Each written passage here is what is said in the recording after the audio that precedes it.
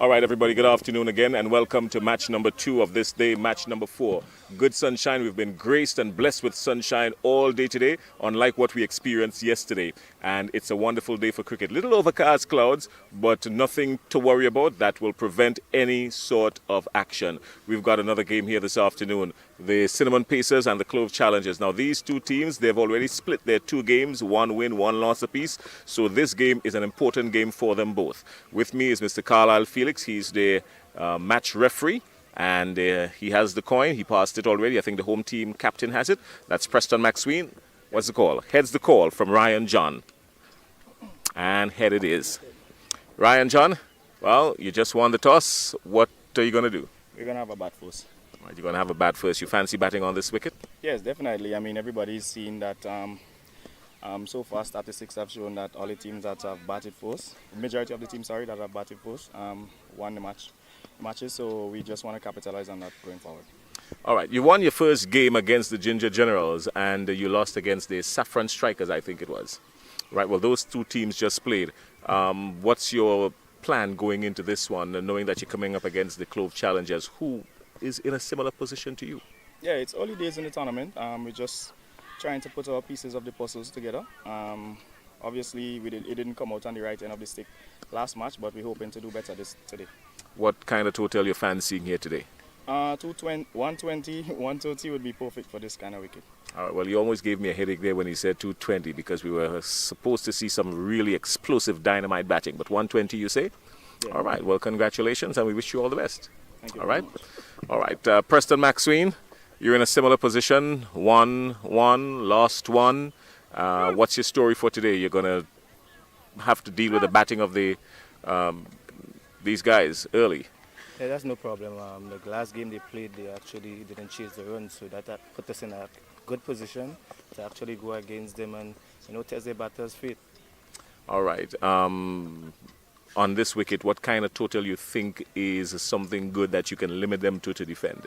Well, the track has been playing excellent because you can tell from the scores in which the matches are played at a high intensity. So anything under 120, to 100 is a good defendable total here. All right, Preston McSween, we wish you and the Clove Challengers all the best, and we see you out in the middle in just a little bit. Thank you. All right. Well, that's the story, everybody. The Clove Challengers, they're going to have a field first, and the Cinnamon Pacers will take to the wicket to have a knock. We see you in just a little bit. Let's go back upstairs.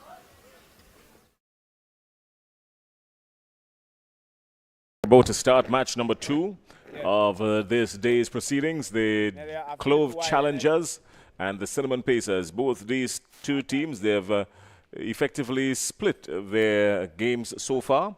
And a win here today will send one ahead, even though it's early stages of the game. Each and every match would have a bearing, particularly when you know that we are in the midst of the rainy season and anything can happen. A lot of these games, of course, the net run rate will play a significant role.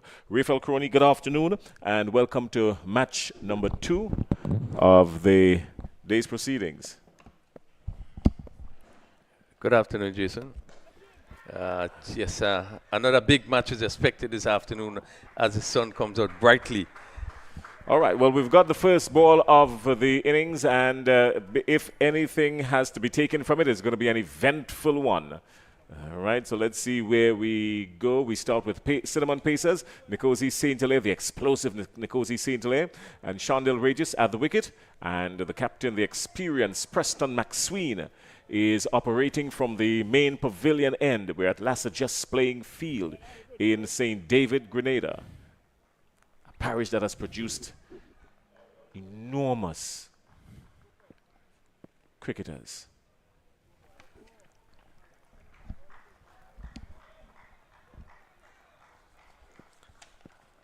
Yeah, Clove Challengers will want to turn it around in this game.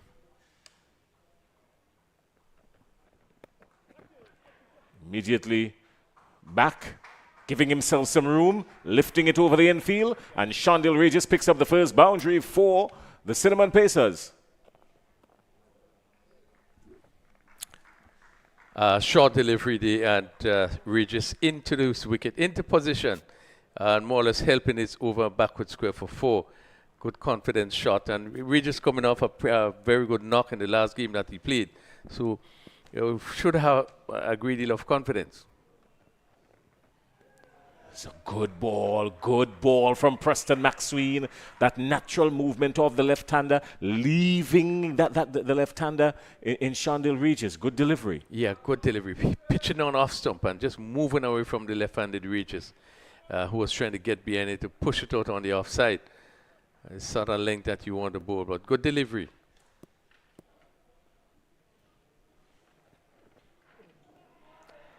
Good delivery again from McSween.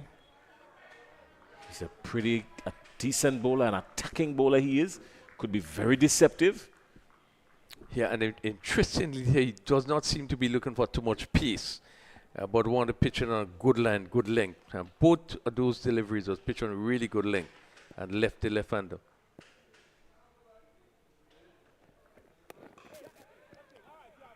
Tucking him up just a little bit. Good bowling from McSween. He's found a spot. He's fishing on a good hind bank here.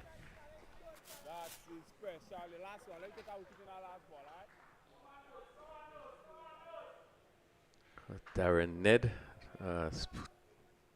shot number 29. Just feeling at mid on there.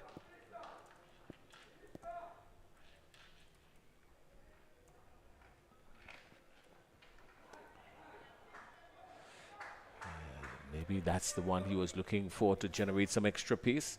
Just moving away and penalized for it. Yeah, just trying to do too much, and you could see that arm as he swing that arm. I guess looking for extra pace there. And this one, pitch outside the off stump, going wider. And the umpire Rupert told us signal wide.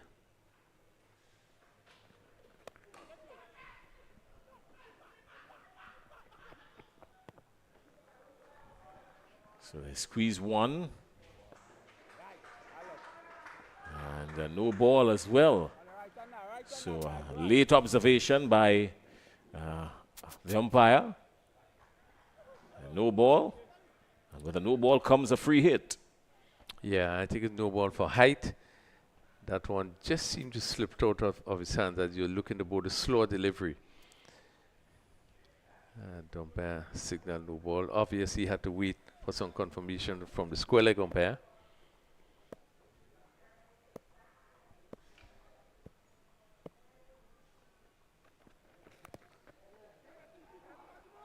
He could only manage to get it.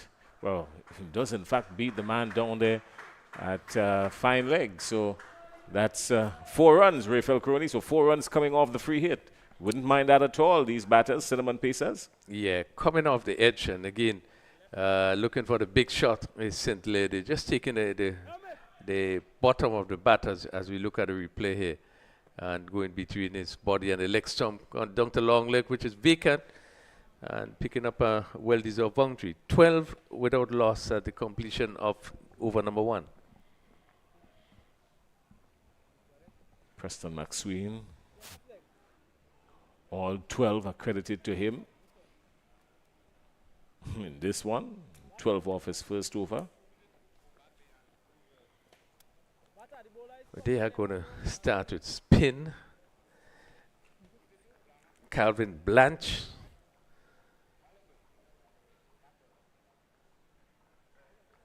And he's going to bowl to the left-handed Shondell Regis.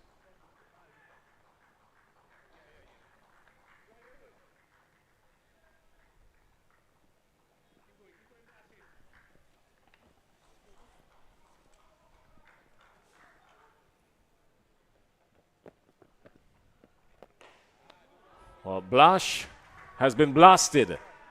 I remember Calvin Blash last year. He didn't bowl too badly, but well, when you put your hands up, look how these big boys are going to come after you, and Shondell Regis is not playing with him. Got under it nicely. Pitched up and hit straight. Getting into a really good position and hit straight over long off for a confident shot played by Shondell Regis for 6.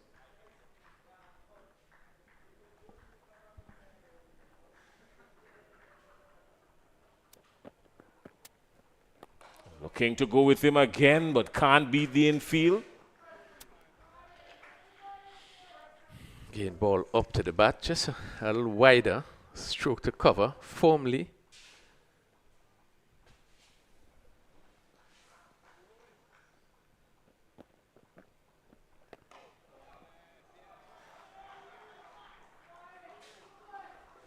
But I felt as though he missed out on that. Was beaten for pace there. That one dipped on him last minute, last second.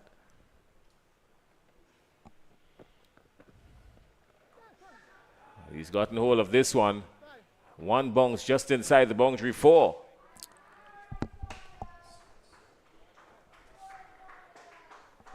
Did it go all the way? Yeah, just seemingly get over the rope as we look at it here again. Sean Ellery just helping this one, short down the leg side. And umpires, Rupert Hollis in square leg, just indicating 6 signal.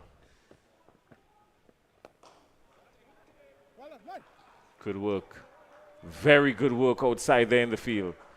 We're going to have to take a look at it again. I'm trusting my eyes on this one. We're going to take a look at it again. I'm trusting my eyes on this one. I know. But, yeah, we certainly will have to steer with the decision of the umpires. Look pretty close.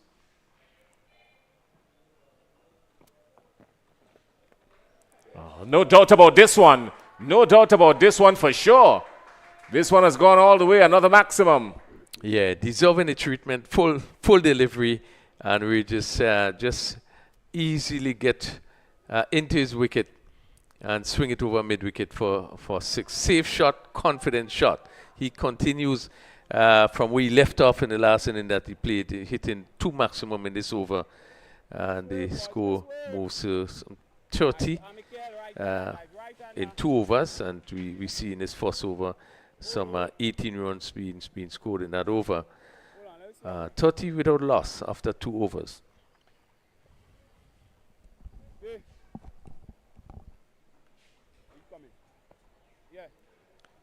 The experience to be set, it seems. Yes, they are going to take it up from our end, the commentary booth end. Okay, the cover, yeah, you're good. So you come in, one. A bowler that uses a lot of guile, variations. Keep going, guys. Come on, let's work, yeah? Let's go, boys.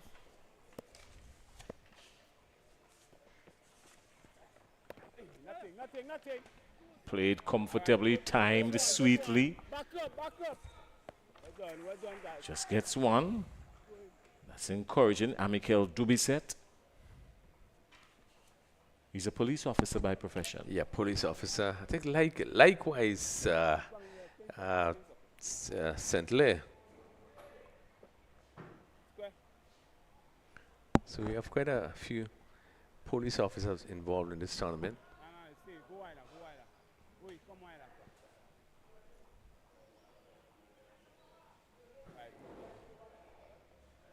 Stay. Just one. Calvin Blanche went for 18 of the previous over. Amikel Dubisset, now just 1. He's now started. 31 without loss. 31 and then add some more to it. 31 and add some more to it. It was right down his throat. He should have taken it. And oh, what a bad let off there. Let's see. Crony, walk us through it. Yes, a catch that should have been taken. Let's see, comes in and get both hands hit really in good position there and was not able to hold on. So a bad miss there. Just try to get the name of the player. It looks like a Devonnie Smith. Joseph. Looks like him. Yeah, we can see the variation in the bowling of Dubisset. Not looking the ball too fast. This one was slower and wider. And that short delivery which hit into the pitch, the batsman couldn't get much into it. And Smith just allowing this one to get out of his hands.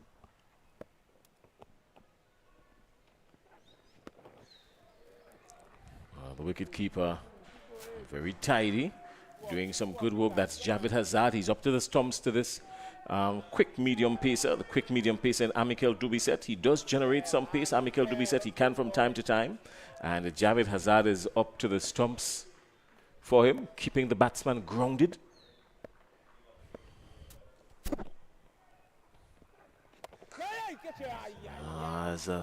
That must have hurt. That must have hurt. Must have hurt. The only consolation is no run coming off of it, but it was firmly struck. Yeah, he didn't expect it to come back to him. As we look at it here, he's running off and hit back, and actually didn't go to catch it really, but maybe just put the hand out to the went to mid-off. There was no runs, but again, firmly hit. Do we set, as we said, police officer, a discipline? Well, maybe it's part of his life. His bowling is also a disciplined cricketer, one that put a lot of thought into his game, particularly in the area of bowling. His bowling hand, he was struck on the right hand, so they want to give that some attention. He's bowled pretty well to his field thus far. He does generate some pace. Let's go, boys. Let's go. Let's go, guys. You thought today that Canada had a chance of beating Pakistan? Strangely, I was not able to follow that game today. I told Jason if you could update with some scores, but I didn't follow it.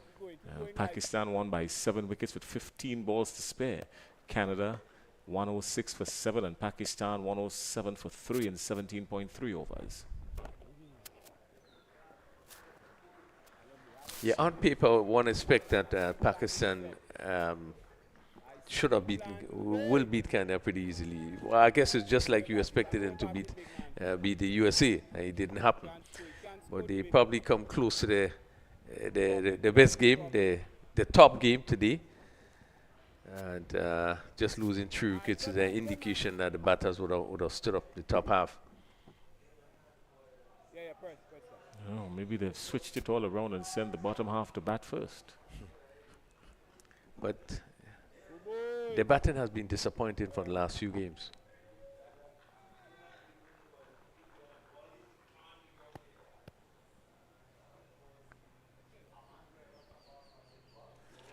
Have not yet seen the brilliance of Baba Azam or Rizwan. Dubisset comes in, he's quick, he's generating some pace, but the same pace he comes with is the same pace he goes with, and that's 4 brilliantly struck. Yeah, very good shot by Saint-Hilaire. Again, you could see this a quicker delivery shot and angling down the leg side, and you in quickly and help it down to a wide long leg, and picked up the important boundary that ends the third over. 37 without loss, Cinnamon Pacers. They're just going about 10 and a smidgen per over. And the Cinnamon Pacers, the captain winning the toss and electing to bat. Ryan John, the captain of the Cinnamon Pacers, electing to bat on this surface. Did in fact say during the post-match interview during the toss that the Cinnamon Pacers were looking for about 120. He's thinking that just about 120 would be a good score to defend. I believe 120 is a good score to defend here, Corey? Well, I don't think so. I think most of the teams looking at around the 120, but there was 139 score this morning after 2 very, very slow overs. New bowler comes, new bowler goes, and new bowler goes with all the disrespect in the world. That's Deron Hippolyte. He has been smashed away for 6. And that's a very good shot played by Chandel Regis.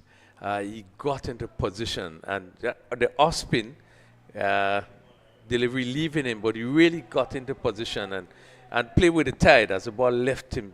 He lifted it over long off. Really a good, really impressive shot played by Regis. What tree is that in the back down there, Crony? You from here. What tree is that in the back down there? It's is it a mahogany tree? This time he's turning. Good work in the outfield. The call is one. They squeeze a second. Brilliant running. Good running from the Cinnamon Pacers. They're not letting up. They're turning ones into twos. Yeah, what tree is that in the back? Very good running. What tree is that in the back down at the where your six just went? Well, I think the bigger tree is the mahogany tree. The one in front there, I'm not sure what tree it actually is. The bigger tree is the mahogany tree. That's the one at the back. Oh, they're two massive trees.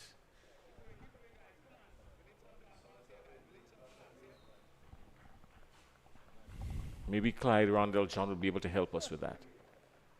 But while we're wondering about the trees, this time he plays it along the ground, and Shondale Regis picks up another boundary.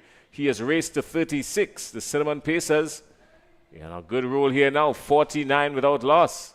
Yeah, good calculated shot. No danger in that shot. Ball pitching, we're actually going down the leg side, and he picked it up and hit it over a backward square down to the boundary for four. Really no danger, but certainly playing the right shot for the deliveries bowl. Looking to go again, and not getting what he wanted.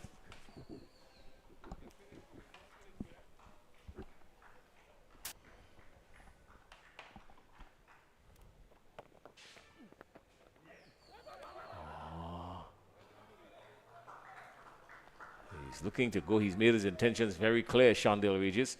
He's not going to hang around. He's going to go after everything. He's giving himself some room. He's not worried about the field placing at all. He's looking to clear everybody.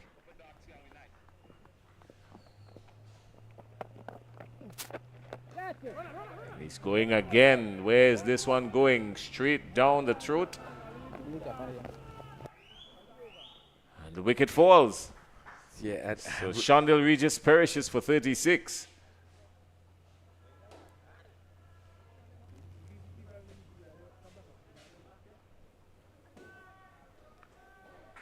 Yeah, a really good bowling there by Hippolyte. He slowed it up and just pushed it up a little bit wider. And Regis not getting to the pitch of it. And as it turned just slightly, just taking the outside edge and going up the cover. And a simple catch taken there. But I think it was really, really good bowling by Hippolyte. A lot of air, slower delivery. And we seen him sort of pull away there instead of going to it. He pulled away there looking to clear to hit over the offside. Yeah, well, they're going to have to do some communicating outside there, because that's Devonnie Smith-Joseph wearing number 18. He was the one who dropped the catch lower down. He was very purposeful this time that he's going to go for it no matter what, and colliding with his teammate there. They've got to do some talking. They've got to communicate. Somebody needs to shout and say leave or mine or anything. Yeah, there had to be communication and discussion. And we saw the cover. There was an extra cover. There's a mid-off cover and extra cover going close to that delivery. But taken safely by Smith. Joseph. So at the end of over number 4, the restrictions are lifted. And the Cinnamon Pacers on a decent foundation here. They're 49 for 1. Nkosi Saint-Hilaire, the explosive Nkosi Saint-Hilaire, still there. He's on 10. He hasn't gotten off yet, but Kieran Katoy has joined him. Katoy has been striking the ball very well in his last 2 outings. So if he does start to middle here. Yeah, not a bad start for the Pacers, having lost that important wicket of Shondale Regis. Really would probably push them back a little bit as Haston Jackson. Haston Jackson is known to be a very nippy bowler. Has a lot of variation, Haston Jackson. He's a good cricketer.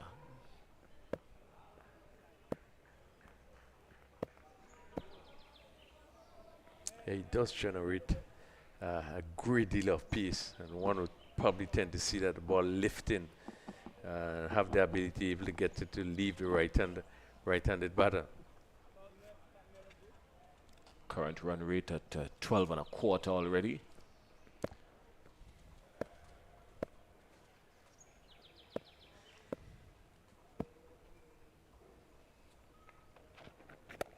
Ah, welcome to the driving school.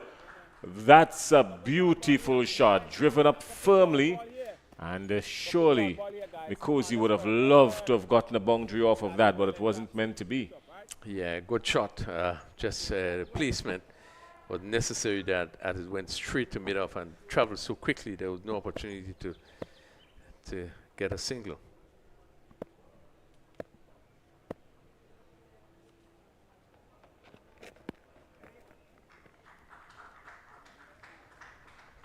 Fireball signal buys. It was firmly struck. Maybe just opening the face a little or closing the face a little, moving to the left or the right of the field at mid-on. It would have... Yeah, probably wasn't necessary to go for the big hit. Based on, it's not if all delivery you want to go for a big hit. Sometimes you could touch, you could glance, you could push, and be able to pick up a run. Again, he was looking to hit it over mid-wicket and bouncing off the pad. Just went a short backward square, picked up the leg by. Kieran Kotoy, he's from St. Vincent. There's a bit of gardening outside there, St. Vincent and the Grenadines. Their agricultural economy has been booming. We've seen it. They've been very big on exporting dashins to North America within the last few months.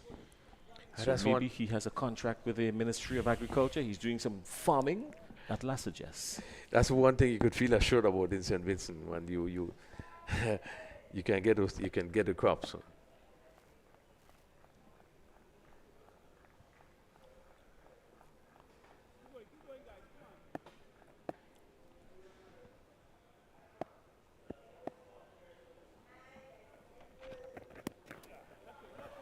Jackson is generating some good pace here.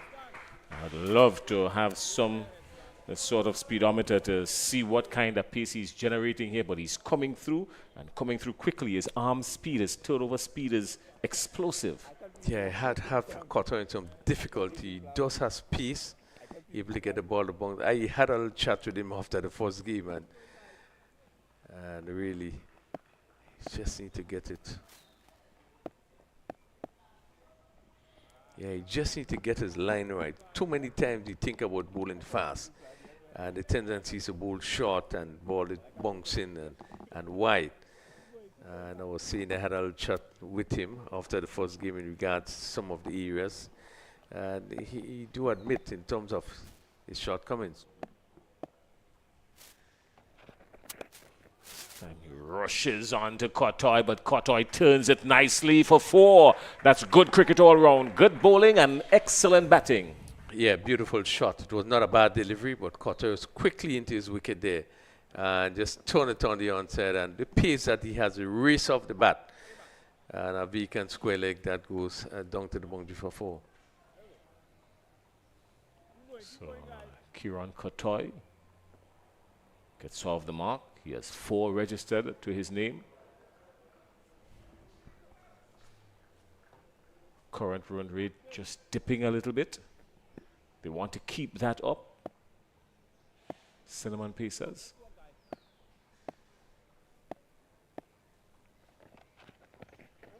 Oh, that's enticing. A no ball. Just overstepping the Haston Jackson. He is generating some pace and he's getting that one to lift, but just going over the pop-in crease. Yeah.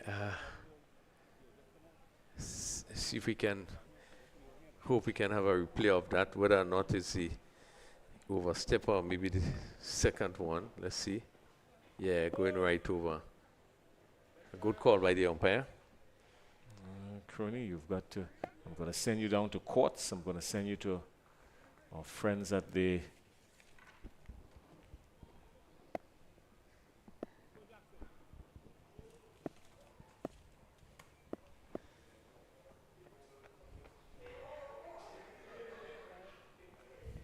various opticians that we have around the country. At your age, you need to start wearing glasses. You need to do like our friend Cummins and stop trusting the eyes so much. It was really, really good work by them. But now you see that they don't always have to call it. But you're spot on there.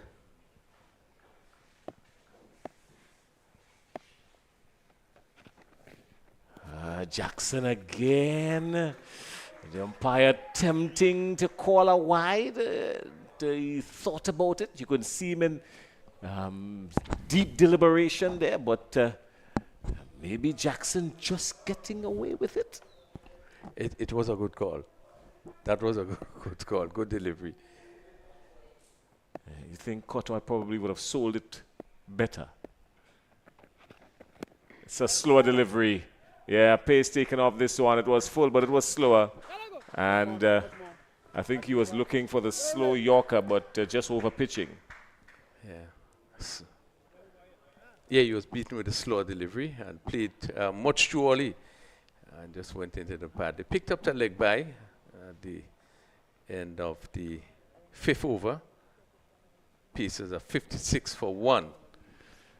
Well, 56 for 1. They're thinking about 120.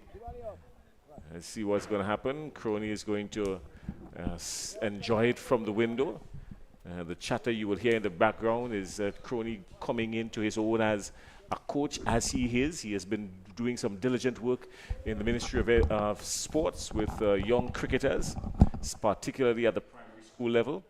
And as such, you would, or cameras would probably sneak a glimpse and show you him at the window giving these youngsters all the tips and advice. And right behind him, anytime you hear any other noise background, it would be Cummins as well. He too has been involved in the level of coaching. So what advice, if you have to tell the cinnamon pieces anything in 10 seconds, what would you tell them, Cummins? Well, tell me after this over. Tell me after this delivery, sorry.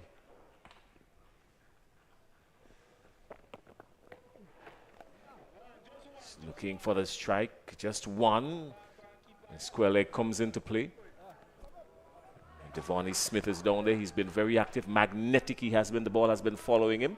What advice would you give them? I have been the coach of Cinnamon Pacers in the origin, and so I will send a message out there and ask Nikosi to continue the scoring. Let the other man get a time to settle himself, and you continue the scoring. Right. That would be the advice in 10 seconds. Nikosi continue, and let everybody else find their time to settle how best they can. But you continue.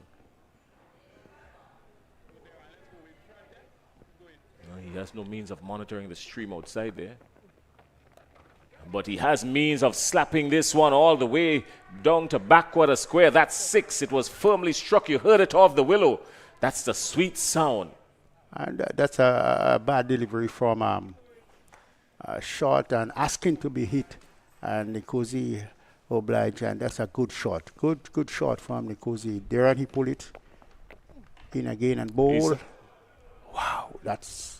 He's looking to go after him again, and if he does in fact make any contact in a situation like this, he may call him daddy at the end of the innings. He's going with him again. This one is gone. It's gone high up. It's gone into the trees. No one is going to catch it. As a matter of fact, they better start bringing out the replacement balls because that one has traveled the full distance. And with that, I'm going to travel my distance and leave Clyde Rondell John to do the rest. That's a magnificent shot. Ball is pitching a good length, and he got himself in the correct position and a mighty bat swing, making contact in the middle of the bat, and that really rocketed out of the ground. Yeah, really good explosive strike there by Nikosi Sentele. What was important there is that he kept the shape. He hit straight through the line of the delivery. It got the middle of the bat, and it went a long way. Good extension of the field, well, good position.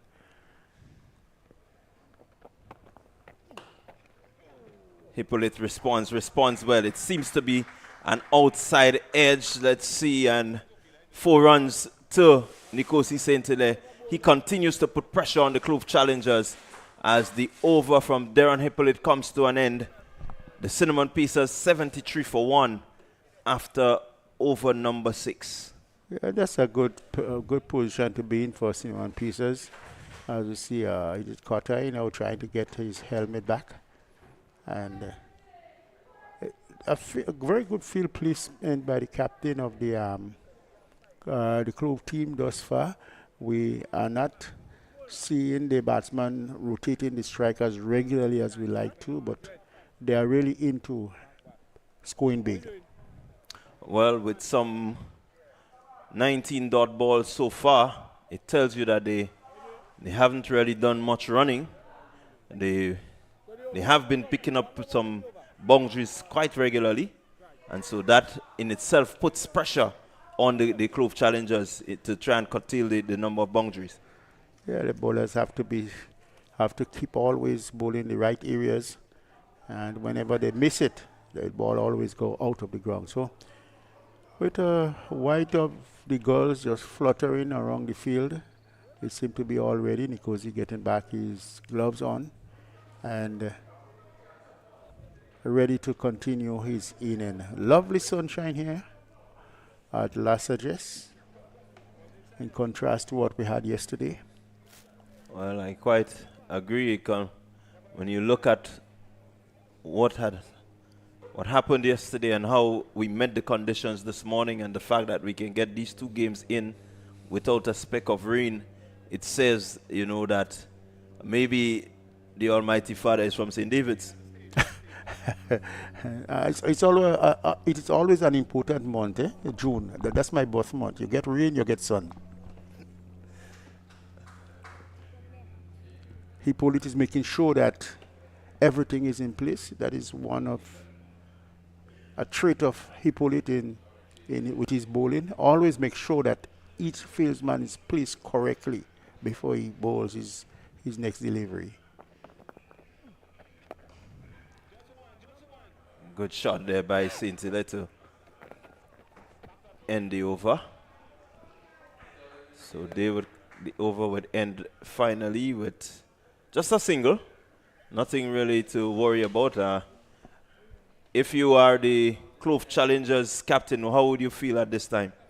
Well, in terms of feeling, I feel I should be getting at least 2 wickets to stop this flow of run now, because if it continues in the next 2 overs, it will be really getting out of hand.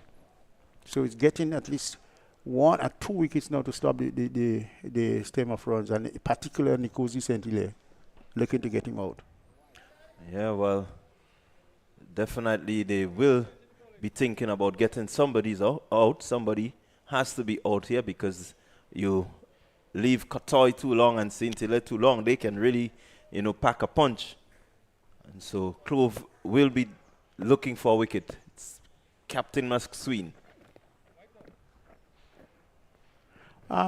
Captain McSween, his run-up, looking at it, is not the kind of run-up that we know Preston McSween is accustomed to. It seemed that he had been out of the game for a little while and really trying to make his comeback now, looking at his run and the whole demeanor of him, not that hostile at all. This goes high. Very, very high. Oh! I really look forward to catch it behind the boundary, but it was a very good effort, a very good shot there from Carter, I think it is. And that was that's Sentile. Nikosi Sentile. So again, as we just mentioned, Sentile and Katoy could prove to be a very dangerous combination.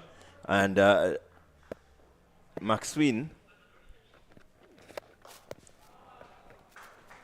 That's another good shot. Well, that was that was an extraordinary shot, I would put it. He was falling flat on his face, yet still making contact. It tells you that he actually kept his eyes on that ball really, really well and able to get the hands through while he was falling. And even in position himself, he really kept his composure. He did not do anything out of the extraordinary, but in the end, safely get it to a single. It would have been better if he got it across the boundary.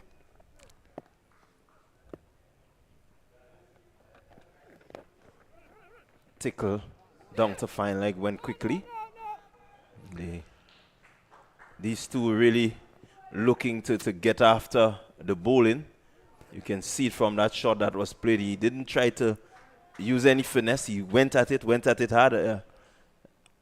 They are experienced players, very experienced players, and the left and right combination, I think it's causing a little problem for the bowlers thus far.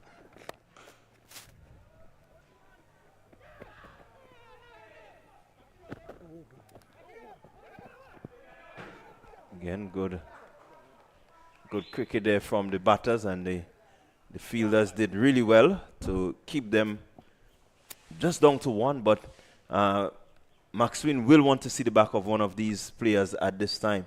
Definitely, if they cannot get in the boundaries, you notice that they are getting the singles, and this is good cricket.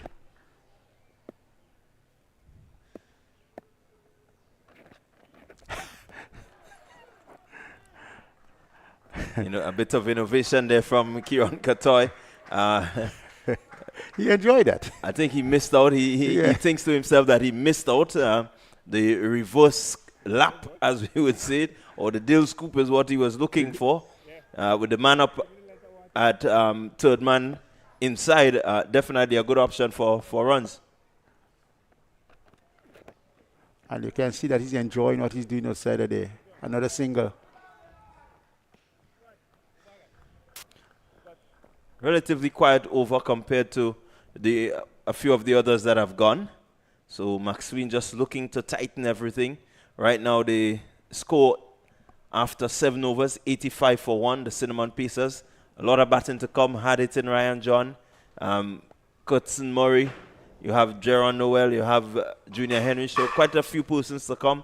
So I think with some 3 overs remaining, they really need to maybe put their foot on the accelerator. Yeah, definitely so. I think that this is what they're going to be looking to do with, as you rightly said, with batters to come, batters who can really take it deep. I think that they should be looking to get it much further from this over going on. A partnership of what, some 36 and the run rate of 12.14. 85 for 1. You need to get it going. Well, Cut Murray will have a lot to say about that. Another one of our young and upcoming under-19 cricketers. We've seen him so far. He has looked pretty decent. I think he's understanding the T10 tournament really well. Performed not too badly so far in his few games that he has played, his 2 games. And so he would want to continue to pick up wickets here. Definitely so. Got a long way to go in his career.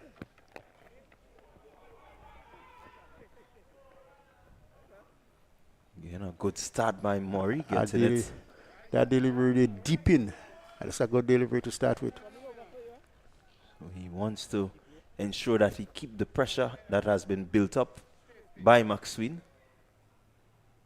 You want to make sure that they get the field in this format. You want to make sure that you analyze each player, you know a bit about each player, their strengths, their weaknesses, so that you can actually set your fields accordingly and ask the bowlers to deliver based on their style of play. And that's the level of cricket has to be played at. You have to know each and every bowler player, their strength, their weakness. That's what this game is all about, this format of the game. It's a fast-paced format, and you have to be on top of everything that you are doing. Murray in. Cozy looking to hit to the leg side. They fortified the offside quite a bit and looking to exploit whatever gap there was on the onside. Just succeeded in getting a single, but Murray just does seem to know what he's about. Yeah, getting the ball into the pitch, into the bowler, closing that gap, closing him up all the time.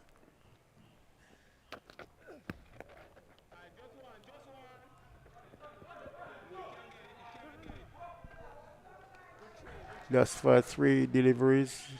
We haven't seen none have gone to the boundary thus far, and he's enjoying, and he's really thinking about what he's doing. Always a thinking young man. Yeah, at his age and development, he's really showing a level of maturity. Again, Nikosi timing. Looking for the big shot, but the timing is just not there. You got to play as normal, play sensibly. as much as possible. Well, and again, you give credit to the bowler because you notice he pitched a couple into the body. Now that one, he recognized what was the plan. And that could be, oh, this one is very close by. Let's see what the umpire say. Yes, he's giving him. Is it that he giving him? I saw the umpire hand was up. Yes, the umpire seemed to have lifted the hand. Just pitching on about the leg stump. Pitching, yes, just in line. And just in line. It seemed to hit him in line. The pitching seems to be just in line. Let's look at it again. Coming down. That seemed to be the arm ball. Looking definitely it's going to hit the stump. And so a good delivery, good breakthrough. This is intelligent bowling from the young man. Good breakthrough by Murray. What was noticeable again was the fact that he slowed up the delivery. And, you know, we were in conversation a while ago, and I was saying to the guys, the spinners need to know when to slow up that delivery because the wicket is a really good one. And here you see Murray doing just that. Yeah, well, it's a good wicket to get at this time. 89 for 2 with some 2 overs remaining.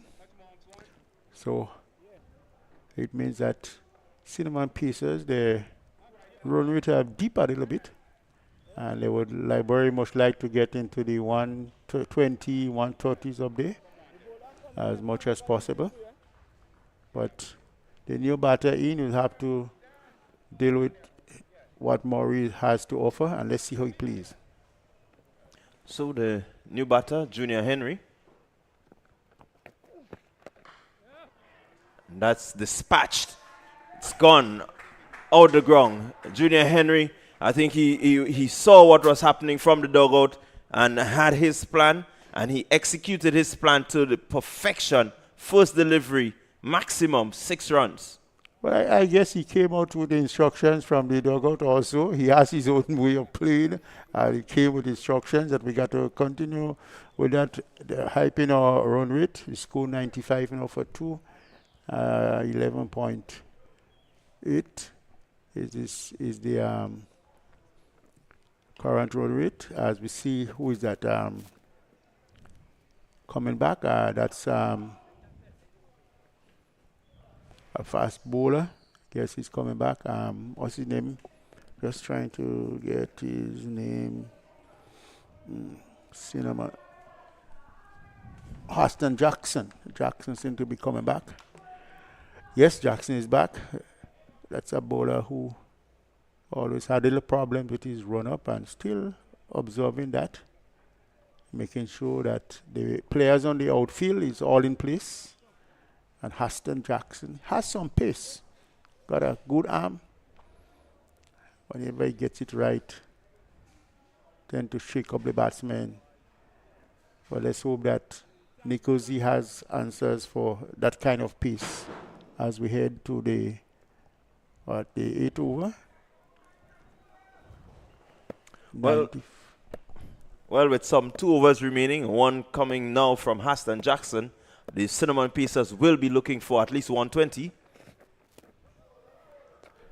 And Nkosi St. Hilaire making his intentions known. He's not going to be pushing and prodding against Jackson. He's looking for the maximum, looking to maximize the next 1.5 deliveries as they should. And he needs to have his front foot just in the correct place. At this time, it was not this one. It was not there at all. Very much far away from the delivery.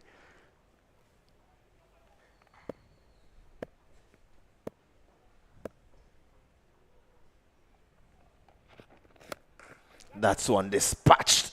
It's gone again. Over the man there at a deep cover. 6 runs to Nkosi St. Hilaire. As we said, he set his intention.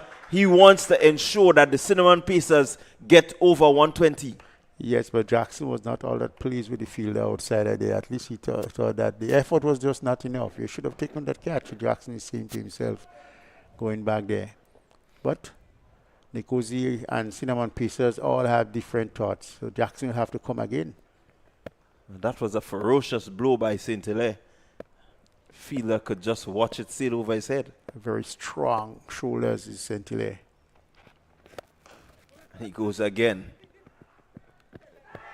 And he's run out. A good, brilliant piece of fielding there by the fielder there at mid-on. Just picking up, swooping on it, and a direct hit gets rid of Nkosi St. Hilaire. Well, this was a lazy bit of cricket on the part of St. Hilaire. Hitting the ball hard there, running. If you want to stay, you got to put some more effort into it. And he just has to depart for a well-played, 43?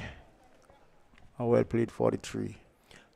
Yeah, I think the fact that he was down on the knee took some time to get up, to really get into the running action. And he loses his wicket. Cinnamon Pacers 101 for 3 with 1.3 overs to go. Might say a blessing in disguise. The hard-hitting Ryan John. He's the next man stepping to the crease. And with someone like him at the crease, definitely, if he stays there, they could have at least 120, 125. Well, definitely so. At one time, I thought he was coming a little bit earlier, but Henry came in, but Henry did not waste any deliveries at all, so maybe it's just a blessing in disguise. Ryan coming in just in this time. Wicketkeeper Hazard had been good behind the wicket as we see the sun continue to blaze here in Las Vegas in the evening time. A lot of energy in the sun still.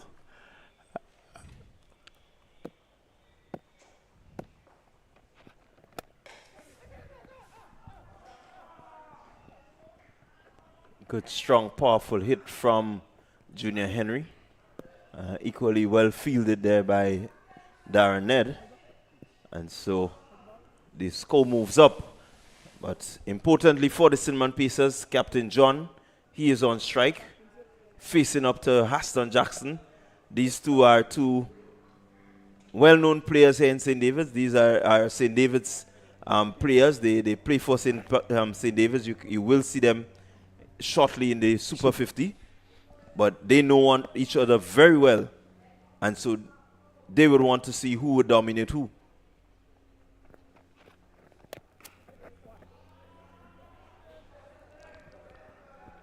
This one not coming off the middle of the bat from Ryan John, but nevertheless, he got a single for it. Jackson just using a bit of common sense, recognizing that John has just come out. This is his first delivery, changing the pace, just ensuring that he had to wait a moment before he got to really swinging. Sensible cricket from Jackson.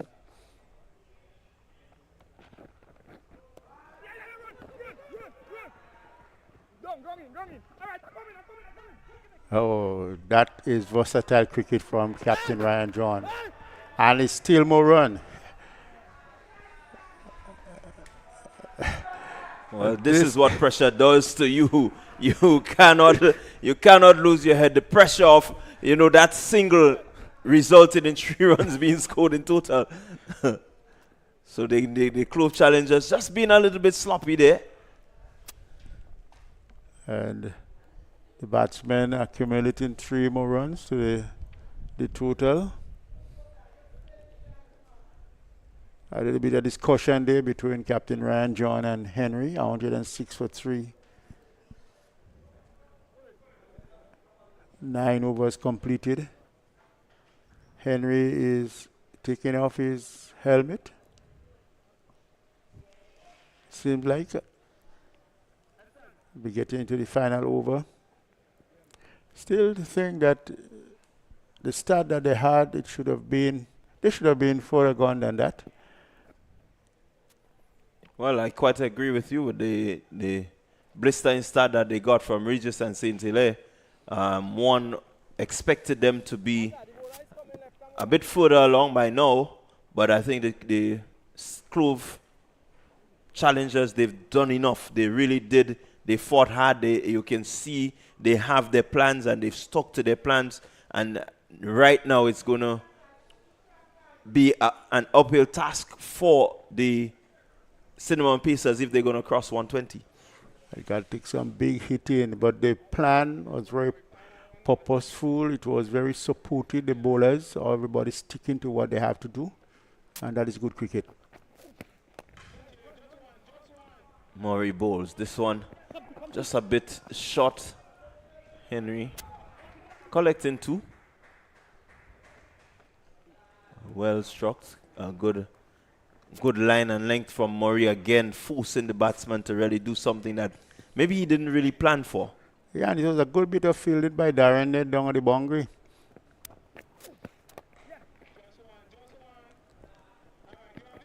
That's good bowling, not giving the batsman enough time to get under the ball. That's good bowling. Well, again, I really want to commend Murray on the way he has approached this game and this T10 tournament so far. It really shows a level of maturity that maybe you didn't expect from an under-19 player. Yeah, definitely so. Ryan John still not being able to get under this one. And Ned again is at work.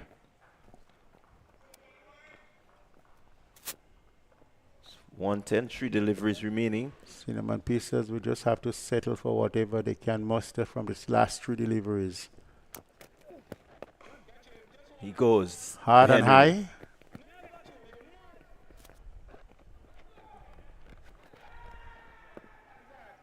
Lord appeal for run out.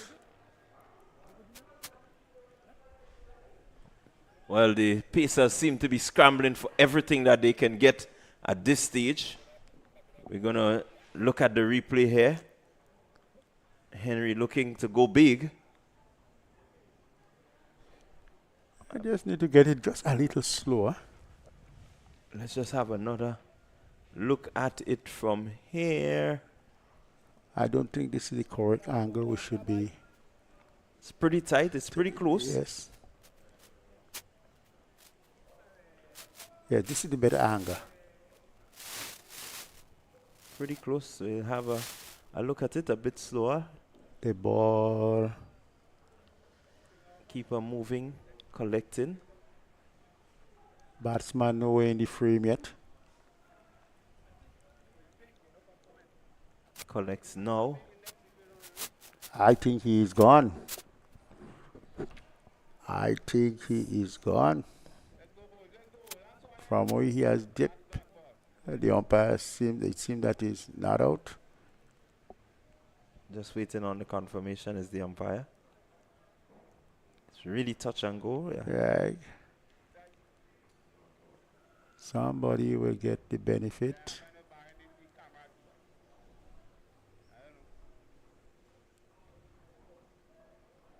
So maybe they just need to look at it one more time.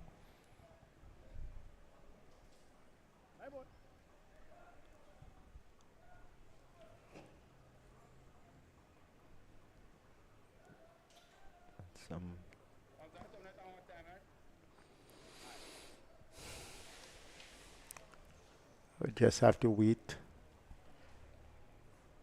Yeah, just awaiting the confirmation from the third umpire. If he do escape it, just because the keeper was just a little bit too slow. By the time he had collected that ball. Well, he had to move a bit because the throw was pretty wide of the wicket. Had it been a bit closer. Yes, I agree with you.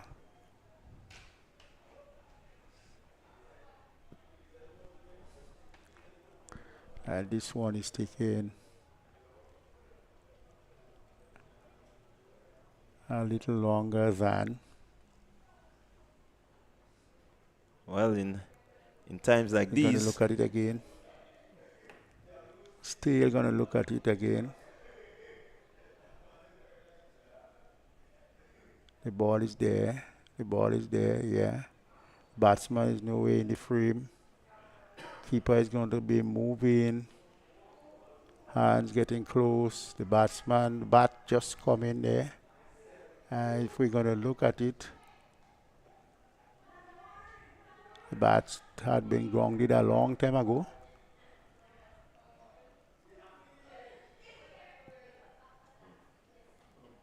Touch and go. Keeper. Touch and go. It's getting closer. Closer. Still not reached. Now it's removed. He's out. And he's out. He's out. He's out. I made Really, it that he had really gone. good work there from the folks at TNR Communication. Yeah, excellent. He's out. Excellent. He's out. Excellent Really, work. really good work to get the frame. Not out signal Not out? there. Well, the batsman gets the benefit. We only call in what we want, so it seems like the batsman gets the benefit from this one. But really good pressure from the Clove challengers. Henry goes again.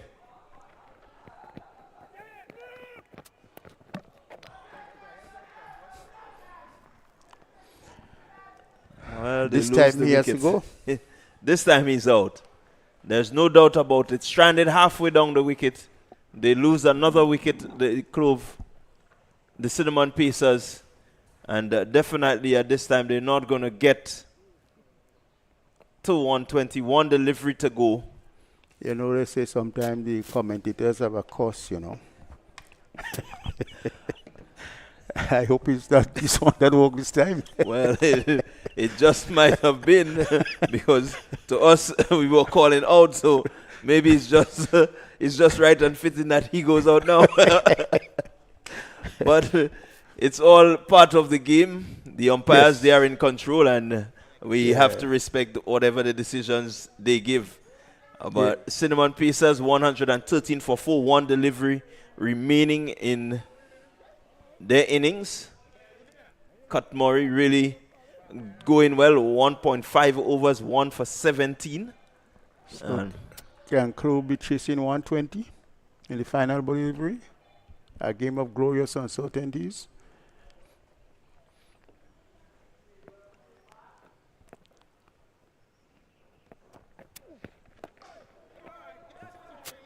Another run out? Oh, so the late half, the wicket's taking some run out.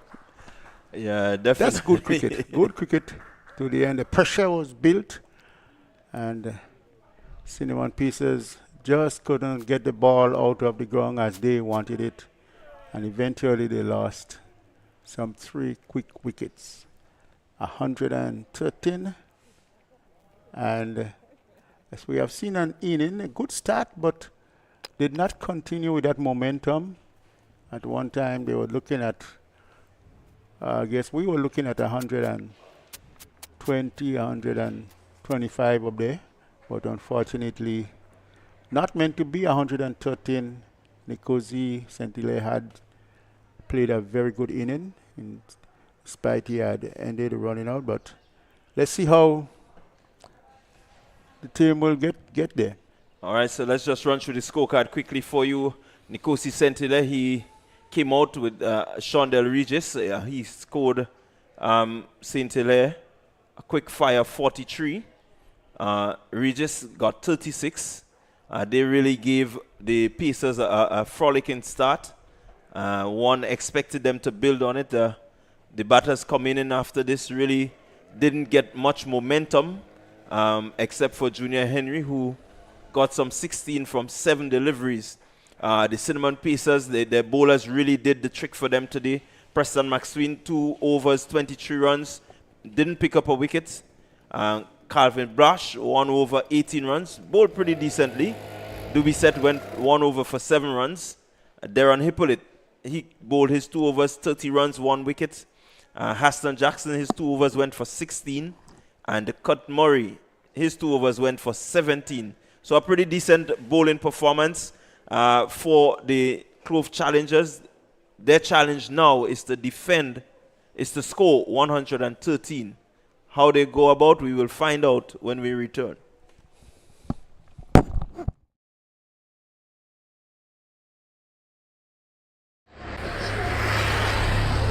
Getting down to Grenada, we've created these incredible recipes for young chefs to essentially curate in the fashion of their culinary arts. I'm very excited about this partnership. Grenada is known as a spice island, culinary capital in the Caribbean, as many have remarked. What makes Grenadian cuisine so special? And the answer lies in the proximity of everything fresh. I'm looking forward to uncovering the ingredients and the cultural expressions of Grenada in a pot. In Carriacou, we had an amazing time, but I was so impressed about the beauty of the island, and the people were so warm, friendly.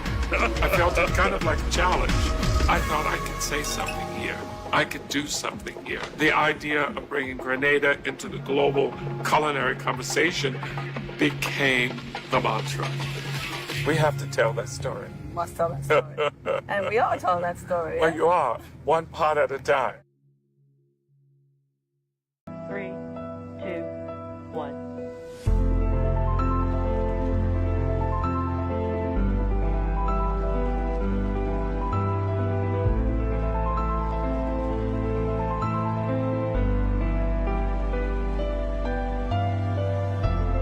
Liftoff.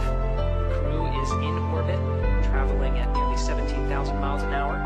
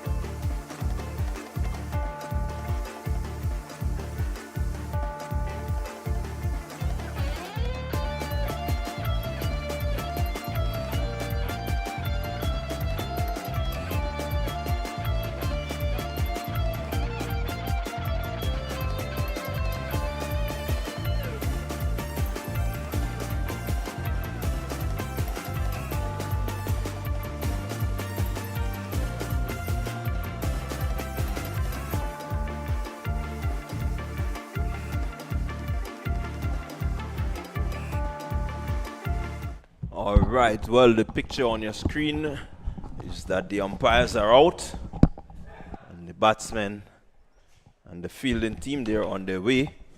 As we begin the second half of this encounter, the Cinnamon Pacers taking on the Clove Challengers. And it's been a challenge for the Cinnamon Pacers to amass a total of 113 from 5 from them, their allotment of 10 overs. The Clove Challengers, they must now come and overhaul this total if they're going to come out victorious. With me, Rafael Crony, your thoughts on the outcome? 113 for 5, Cinnamon Pacers. I still think there's probably about 20 runs short of what I would think would have really made a keen contest. But however, we know what cricket is like. Anything can happen. Runs are already on the board, 113 for 5. It will mean certainly going forward that the Cinnamon Pacers will have to bowl very well. The likes of Kieran Kotoy, Dana George, who we have seen before, would have bowled very well. Ryan John as the captain, Sherman Lewis. We were disappointed with the way he bowled before. One expects that this time you would really need to bowl well if they're going to come anywhere close to defending that total. The bowling, of course, Murray is also critical. So they do have a bowling lineup that can be threatening. Narun Singh, that the left arm spinner, would have also picked up wicket. All in all, the bowling attack looks good, but on a pitch like this, you certainly would want to be in a more comfortable position. 130, 135, probably they would have felt a lot more comfortable. Yeah, well, as they say, runs on board is runs on board, and so they must defend this total. They, as you rightly said, they have the bowling. Jaron Noel, Ryan John, Narun Singh. It boils down to execution of the plans, ensure that you play your matchups and so on, because I do believe anything off base will be dispatched.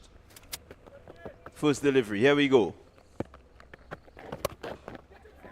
And Hazard starts with a boundary. First delivery dispatched, and it means that the Clove Challengers, they are off a 400 strike rate. Yeah, short delivery and the off spin of Jaron Noel, and Hazard was quickly into his wicket and give it the right treatment because it's really short and hit it through mid wicket, picking up an important boundary to start the inning. Well, Hazard, we know, has been in a nice vein of form of late, and will be looking to maximize every effort out there. Another short ball hit, this time for 6, again given the right treatment. Again, Noel, they just seem to be maybe trying to bowl too quickly, just dropping it short. And Hazard really given that the right treatment for the first maximum. Yeah, really good start there. Noel just guilty of bowling a little too short and has been dealt with quite fittingly by Hazard. He's a no-nonsense player. When you ask him to hit, he will hit, and so he has done that. And really, this is not the start that the Cinnamon Pacers will want.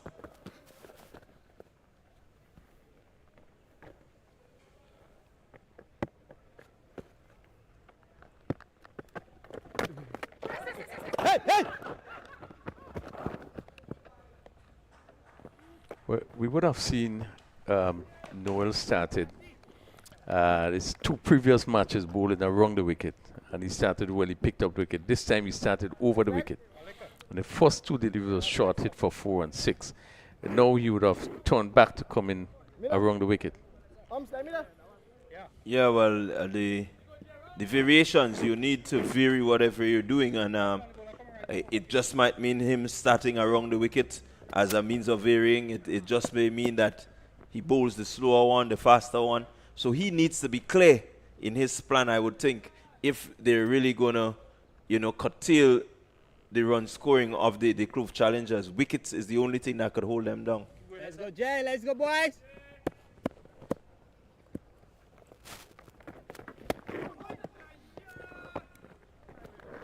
Good delivery from Noel. This time just cramping the batter there in Devonnie Smith for room.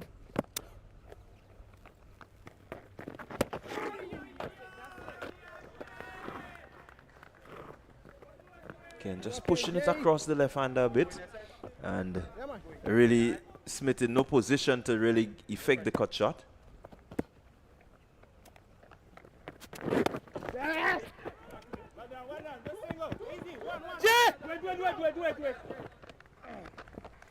Well done, Jay. Again, good delivery. You can see Noel thinking, just looking to hold that one back a bit. Smith facing the, two pretty quick deliveries early up, but this time he just held it back and had the batsman thinking as to what he should really do. Yeah, he came back well in this over after being hit for 4 and 6. So the last 4 deliveries, he only conceded 2 runs. Again, getting the off spinner, the off spin, which will be the leg spin to the left-handed Smith, leaving him, and he was beaten outside the off stump with a couple of deliveries. But you could see him more focused in trying to be careful when he pitches the delivery. And so the last 4 deliveries, so much better deliveries. Yeah, it ended up with first over going for 12. Good positive start. And certainly the Clove challengers would want to really try to take maximum point of this game. Well, with only 113 to get, and such a positive start, one will hope that the challengers can bat through and get it. If you're a Cinnamon Pizza fan, you will definitely want to see some wickets stumbling as Walcott comes into the attack.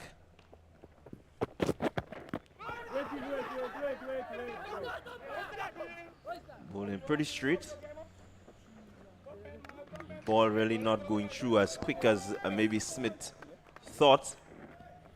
Yeah, good delivery. That probably just fit just outside leg. Someone hitting him high up on the pad. There was no appeal.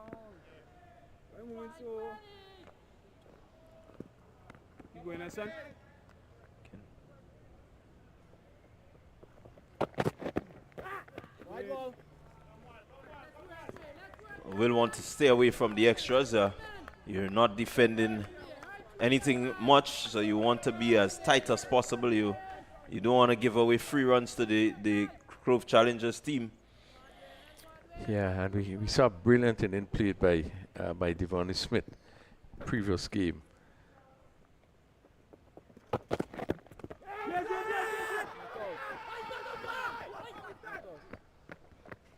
So he seemed to be in really good nick. He played a tremendous inning. Actually, he's probably one of the better innings I've seen him play. He scored quickly. I think he got was 56 or over 50. But in terms of the quickness, he scored very quick. And it really was one of the better innings I've seen him play. Well, we know of the exploit of Devonnie Smith, or Devonnie Joseph Smith, as we would put it. Some may wonder who is Devonnie Smith, because we are accustomed to saying Devonnie Joseph. But we know his ability. He has played for the West Indies World Cup team on the 19s, and so he does have that bit of experience.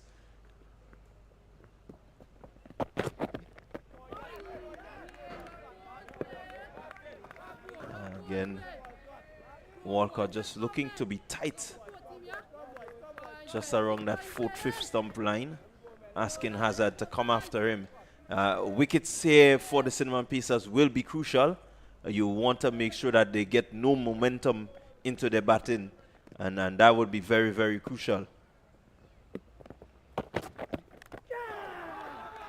And as I was saying, we've just had the breakthrough. So a good breakthrough.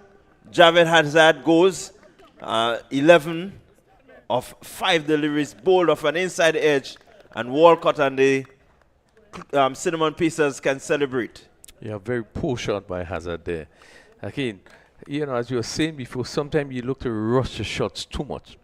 And this was a short delivery, and certainly he had to stay his ground. Get himself in a good position, hit through mid-wicket. But there he was swinging, for all his worth. He just taking the edge and going back on the stump. But as you rightly said, they have to take wickets if they're going to really try to really get into this game quickly. 113 is not a lot. The pitch continues to play well, and it calls for good bowling, sensible batting. But they will be happy to be able to pick up that first wicket in Hazard. Well, the hard hitting Hazard, who we know can really strike it, is gone, but replacing him is another hard hitting batsman in that of Darren Ned. Definitely not bowling to your plan to Darren Ned. You will go the distance. Yeah, very good player, Darren Ned. We haven't seen him, the best of him in this tournament. This time around, we know the last tournament, he had a tremendous tournament. So it's an opportunity for him.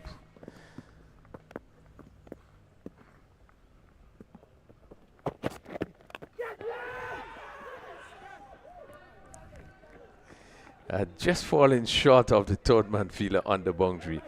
Ned looking to hit somewhere over cover. Coming off the edge, go down to third man. Just drop out one. There are two bounces to the fielder placed on the third man fence. And it's interesting that the third man was placed right back. And normally you will have him in. This would have gone over his head easily. Well, again, the plans of Captain John.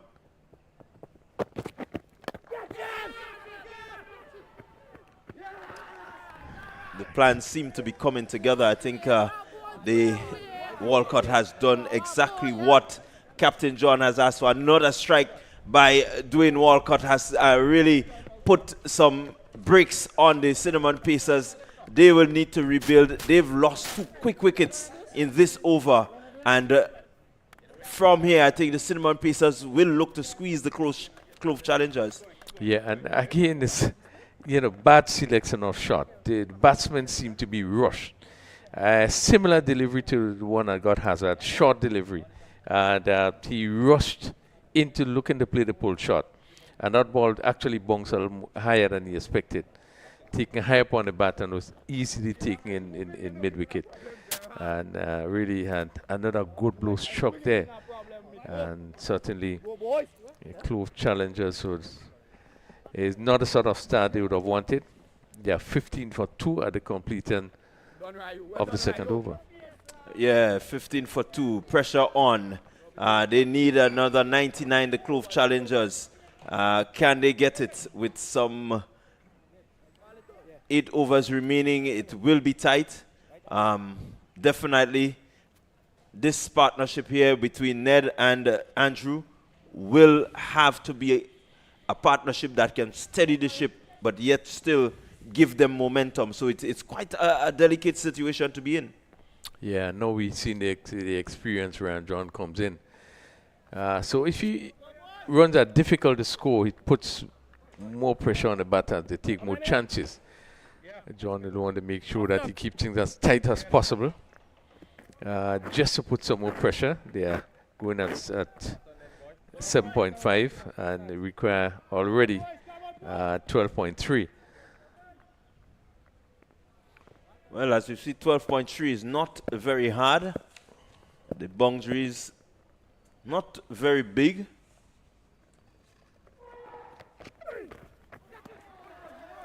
Boundaries are clearable.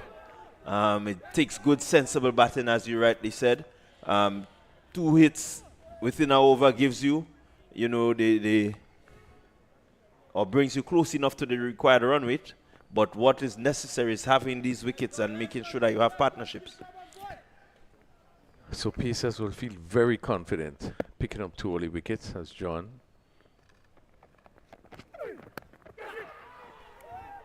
Edge and into a vacant first slip. Just to the left of that fielder, which probably would have been wide, probably in almost a third slip. And that probably went into where a second slip would have been. Catchable height, went down to the boundary before. But again, good delivery. This is second delivery that he bowled, and you see the length that he's hitting just outside the off somebody. He's moving the ball away from the right-hander. And just Unfortunate, no one is pleased about two beautiful deliveries.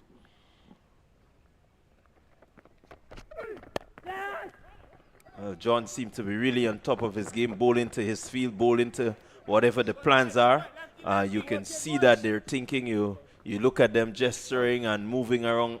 It tells you that they understand what the plan is, and so it's a matter of executing. So far, they've done well. Just need to keep it tight.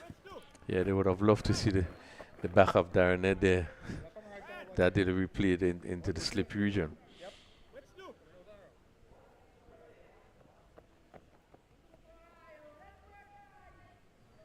So, John, another 3 deliveries to come. Will want to close off this over really well, ensure that he keeps the ball in the park. Don't want to give away anything.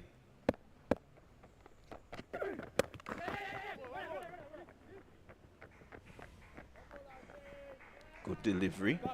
Just keeping it tight, not really giving the batsman any chance to free the arms.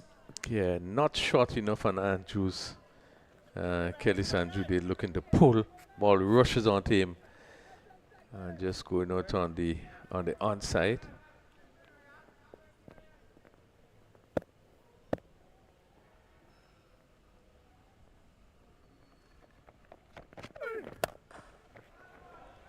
There goes Darren Ned. All the way. Carried all the way for 6. Easy on the eye, that shot. He really got into position really nicely and just played through the line of the ball, and it brought up a maximum. 6 runs to Darren Ned. Yeah, that's a superb shot. It wasn't always not a bad delivery. I think what he did was kind of getting in the position. He hit straight. He didn't try to hit across the ball. Hit it beautifully over long off a 6.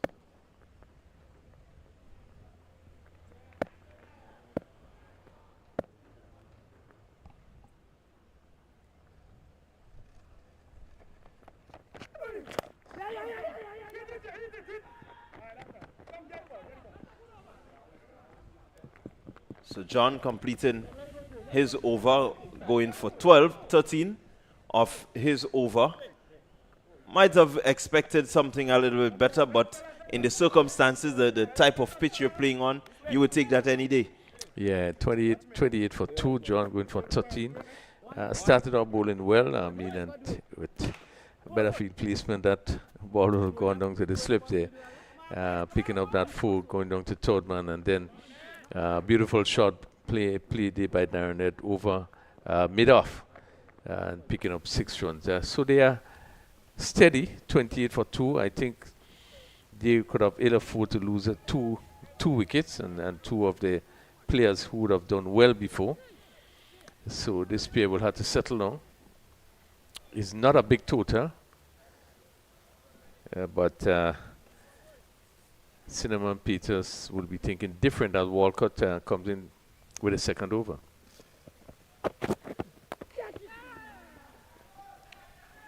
This one he's flailing at, and he got a really healthy edge over the point region and picking up 4 runs, putting a bit of pressure there back on Walcott.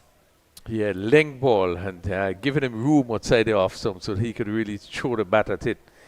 Ned is this sort of player that you up with him, he's going to go after you. He's a player that scores very quickly.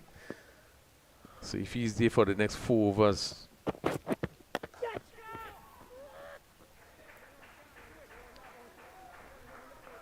Again, looking to bowl short, and bowling short on this wicket without the pace to trouble the batters means that you're actually serving up a delivery that they can score anywhere.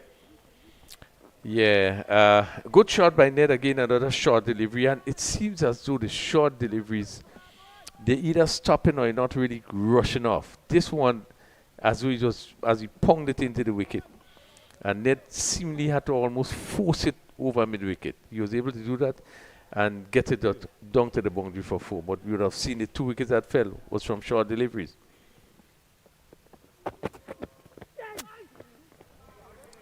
Fine. This goes over the rope again for another boundary. We'll just wait confirmation whether it's runs or leg buys. But does seem to be runs. glance. Nothing like that, bro. You lead the ball. Just trying to conform there. Yeah, but you can't get run forward because... But four more to the total. So a lot happening in this over. And not what is happening is not what the Cinnamon Pacers want, but the Clove challengers, they will be happy with this over.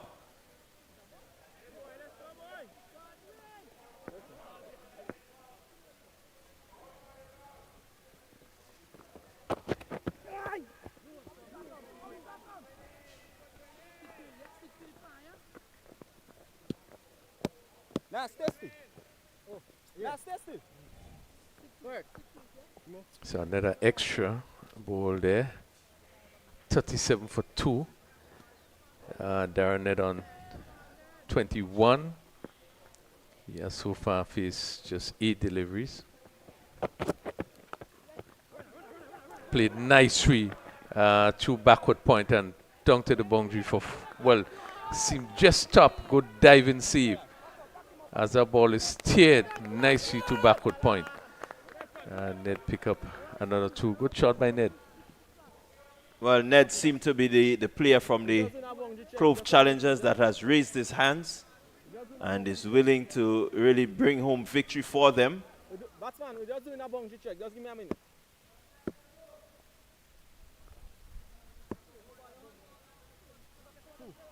Good diving stop there by Saint Hilaire. Then we play, no. We're playing. Ned moving on quickly, 23 from 9 deliveries. The score moving on to 39 for 2. We're in over number 4. Last over of the power play. Or last 3 deliveries in the power play, rather. This stage, you're the Cinnamon Pacers. You want to close off this under 40, and you may consider it a good power play because we've seen some really frolicking starts by many of these teams, especially in the first 4 overs.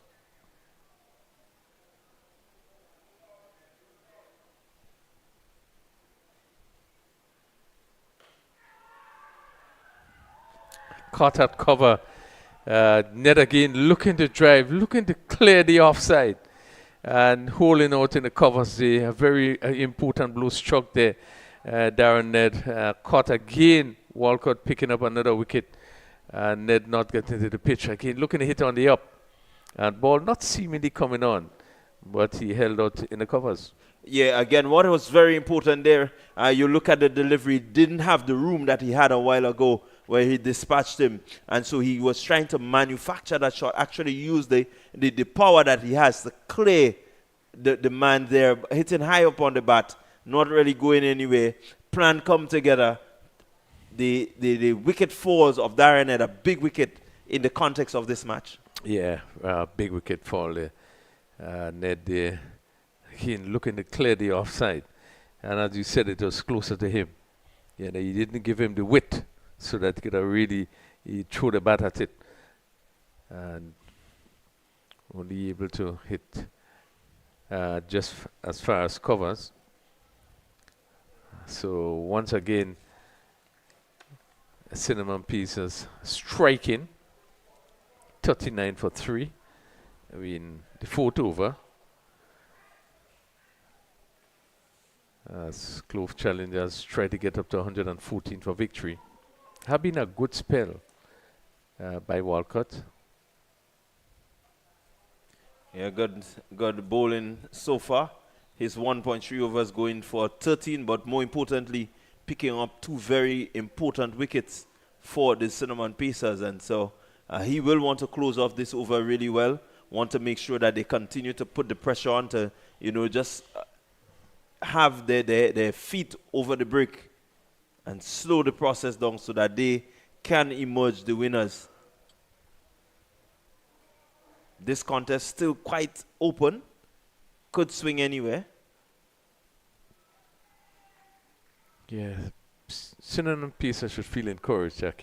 Still come back and defend that score of 113.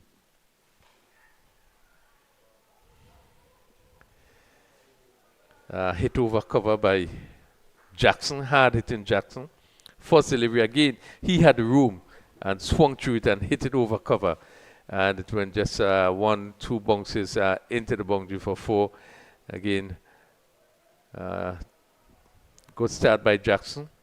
Okay, again, given the room outside the off stump. Well, definitely the Cinnamon Pacers will know that when you give width with the field in, it means that the batsman can get that ball over the infield. More likely than not, you will end up with a boundary. So they need to really keep it tight, make sure that whatever they do from here on in, because after some 4 overs, the score 43 for 3, chasing 113 means that there's still, some way to go, but nothing major. There's no need for panic. They just need to play proper cricket shot, good head, good stable base, and you swing, ensure you make good connections. Yeah, now they bring back Gerard Noel for his second over, bowling to left-handed Andrews.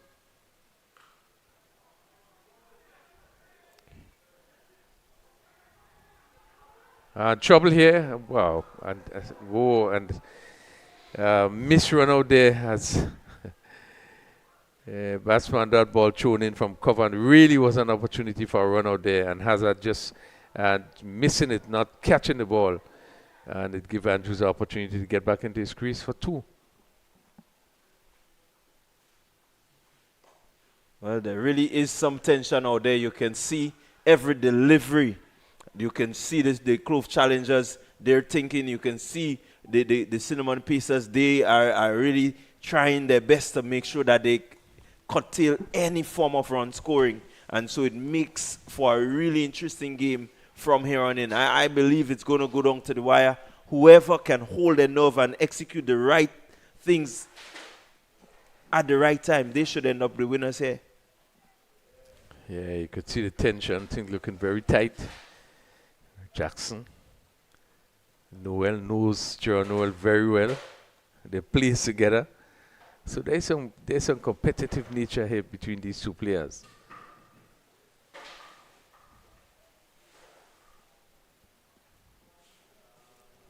Badly lined delivery there by Noel. The fielder doing really well to cut it off from going to the boundary. The signal from the umpire says leg by. But Noel doesn't want to stray. You want to make sure that you keep the pressure on. You keep these batters, playing where you want them to play and not really give away easy runs like these.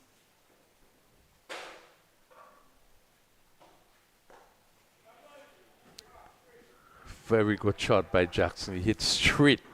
Ball just give him a little bit of air. And Jackson came forward and lifted it straight over mid-on. Didn't try to do anything too much, but just play straight through the line and hit it down to the boundary for a very good shot. Well, really, this is an excellent shot because they're batting, you have the man at wide long on. If you fall over a little bit, it could go into his hands, but he was just in the right position. They cross for another single, so really and truly, the tension is there. It's on the knife's edge, and it could slice anywhere from here. So 61 runs needed. 5.1 over remaining.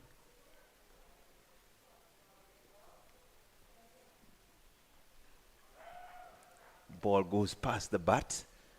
And when you get these balls in the T10 game, you have to tap the ball on the shoulder and say, well done, son, because not many get to go through to the keeper. And so Noel finishes his spell. More importantly, another over completed, the 5th over completed, the halfway stage. The Clove challengers, they are 53 for 3. And they would require 61 from 30 deliveries. So we do have a match on our hands as Jason comes in to replace Rondell. Very exciting game on hand here, and we expect it to probably go down to the wire at 53 for 3, requiring another 61 runs from 5 overs.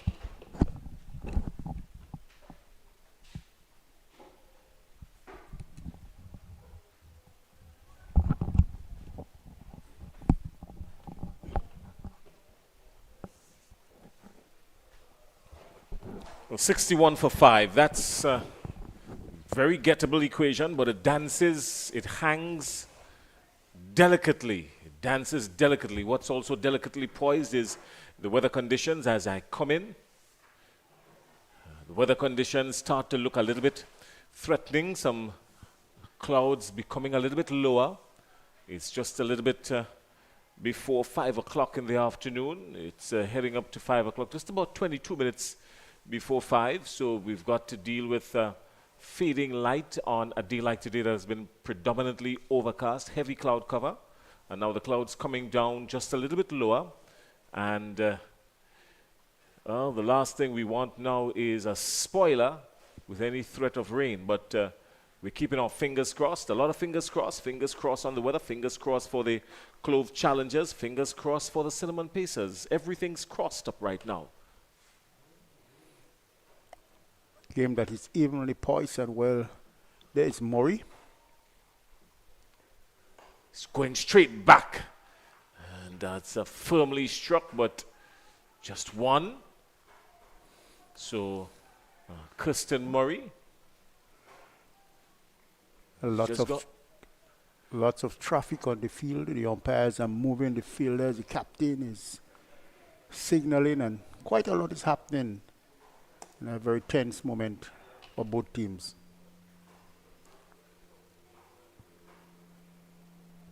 Murray has just gone for 2 runs. His first over so far. Oh, he's going to add some more to that for sure. That was brutal. That's 4. So Haston Jackson adding to the total. He's there on 14. Kellis Andrew on 5. A ball that is pitch and slightly moving away from the right-hander, the natural left-hand swing. And the batsman swinging from just outside of your stump. A good shot. Haston Jackson looked quite composed. I know what he's about.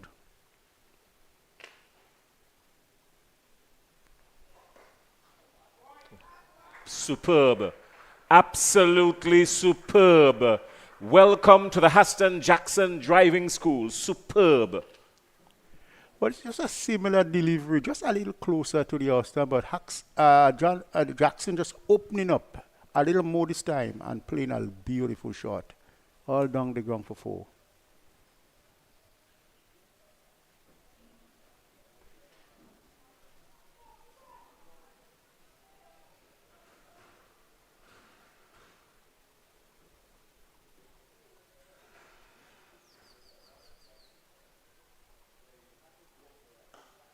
Oh, elegantly, delicately played.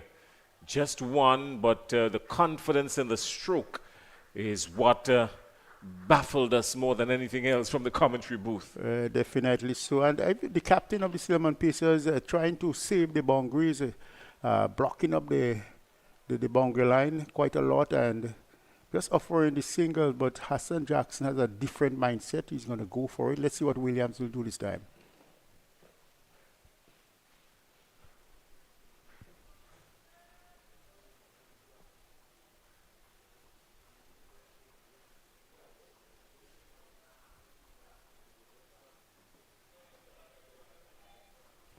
Watchful. And you don't want to be hanging outside there, Murray. And the umpire makes no hesitation in penalizing him. The score moves on, 65 for 3. Every single run a critical and crucial run here for both these teams.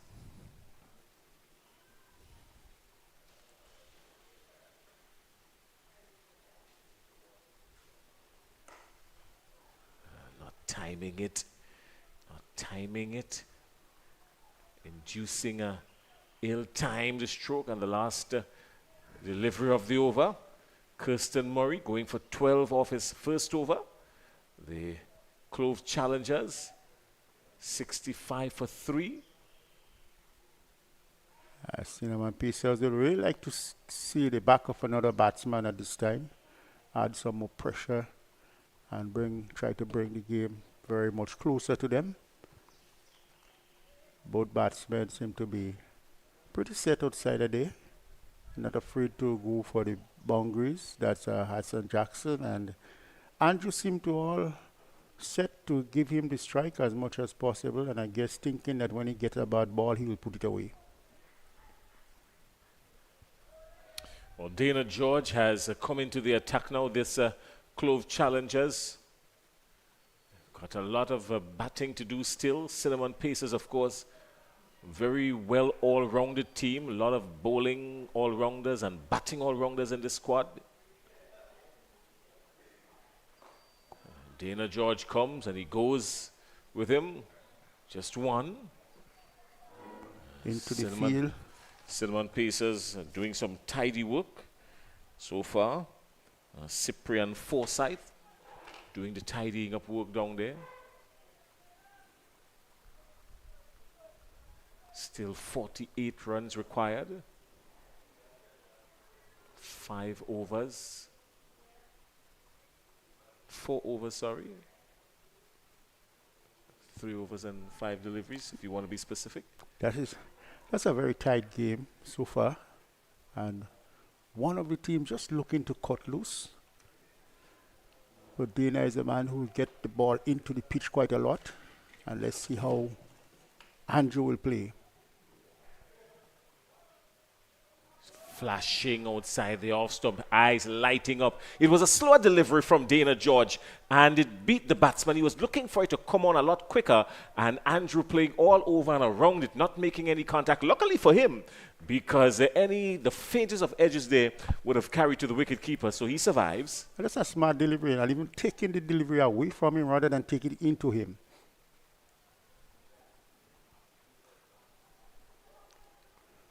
That's a good diving effort there from the fielder who seemed to have injured himself a little bit. But good fielding. Cinnamon Pacers is really playing their game. Pressure that is not really on Clove, but the batsman just not getting the ball away for the few deliveries bowled by Dana. And he's a bowler with a lot of experience. He's going to mix it around. He's going to do everything possible, looking for a wicket, looking for another breakthrough.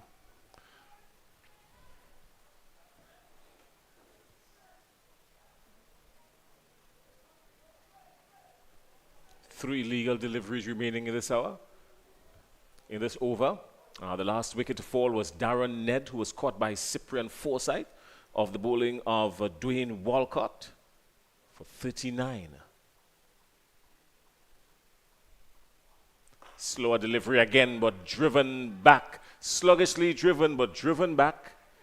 Past the bowler. I think the bowler got a hand to it. Slew it up a little bit where it is Gerard Noel finishing it up on the boundary line.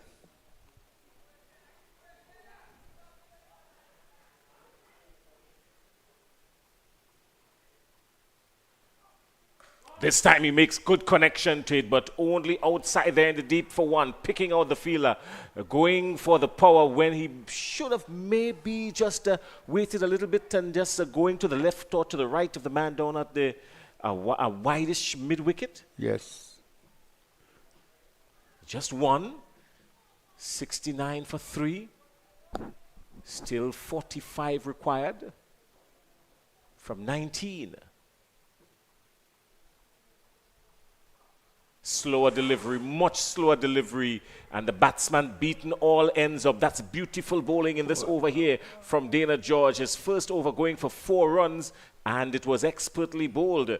Now, 18 deliveries, and still 45 runs to get. A very intelligent over bowled there by Dana, using all his experience and mixing the deliveries as much as possible. We saw the slower one, we saw one into the pitch, we saw the one that went away.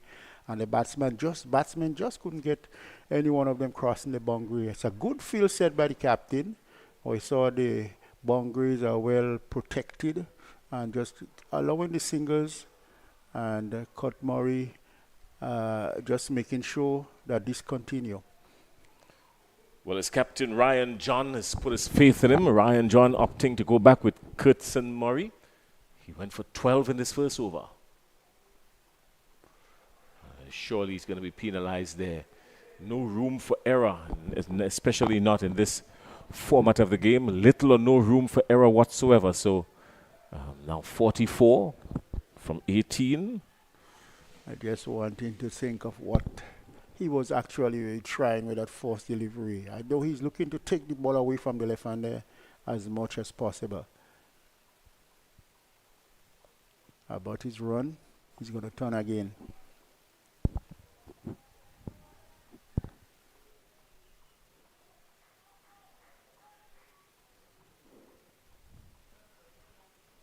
Oh, he's time a thick outside edge, peels off and goes all the way down to the third man boundary for 4.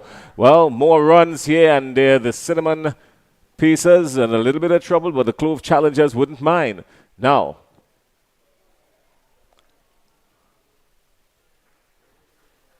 just barely inside the boundary. 4 runs, 40 needed, 17 deliveries to get it. Jason, the ploy of trying to bowl wide to that batsman, I don't think that's the correct ploy to him, because anything off the edge of the bat will go into the boundary because there is no third man. Oh, this one didn't come off the edge at all. This one went off the middle, and it was expertly fielded down in the deep down there. That's awesome work down there in the deep. We're going to get the fielder because he has to be credited for it. That was absolutely magnificent work down there in the deep. Let's see now. The score now moves on. 39 required. The Clove Challengers are 75 for 3 in search of 113. 114 actually. 39 required. 16 deliveries to get it.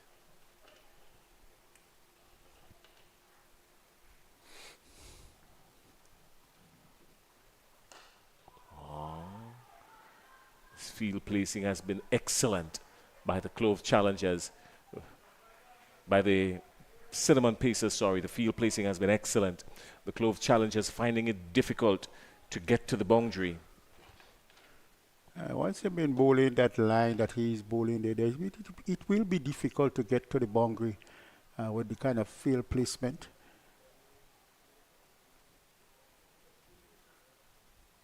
Just can't give anything away now.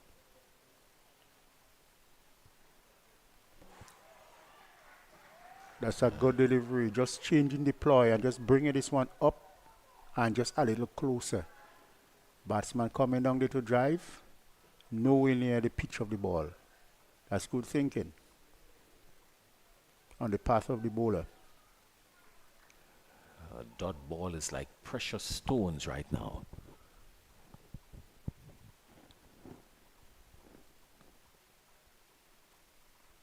Slower delivery. A full delivery, looking for the Yorker, but over pitching, but a slower delivery, still deceiving the batsman. And another dot ball. So these dot balls are raising the value. Now the required run rate is 17 and a lot. Just over 17 and a half. And that's quite a lot. A lot of shopping has to be done.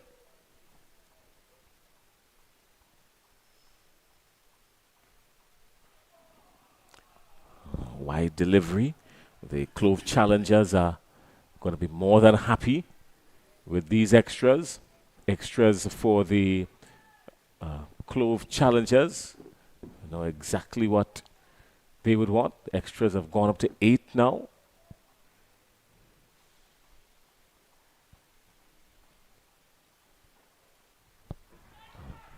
Yeah, the whole ploy is to bowl some wide Yorkers and try to get the batsman hitting across. But there we have seen a good over by Murray. Still holding the pressure on with another dot ball at the end. So it's still quite a lot of shopping to be done by Clove strikers with very little resources remaining. So they will have to find a way out of it. As Ryan John, the captain. They're gonna start sending you legal documents.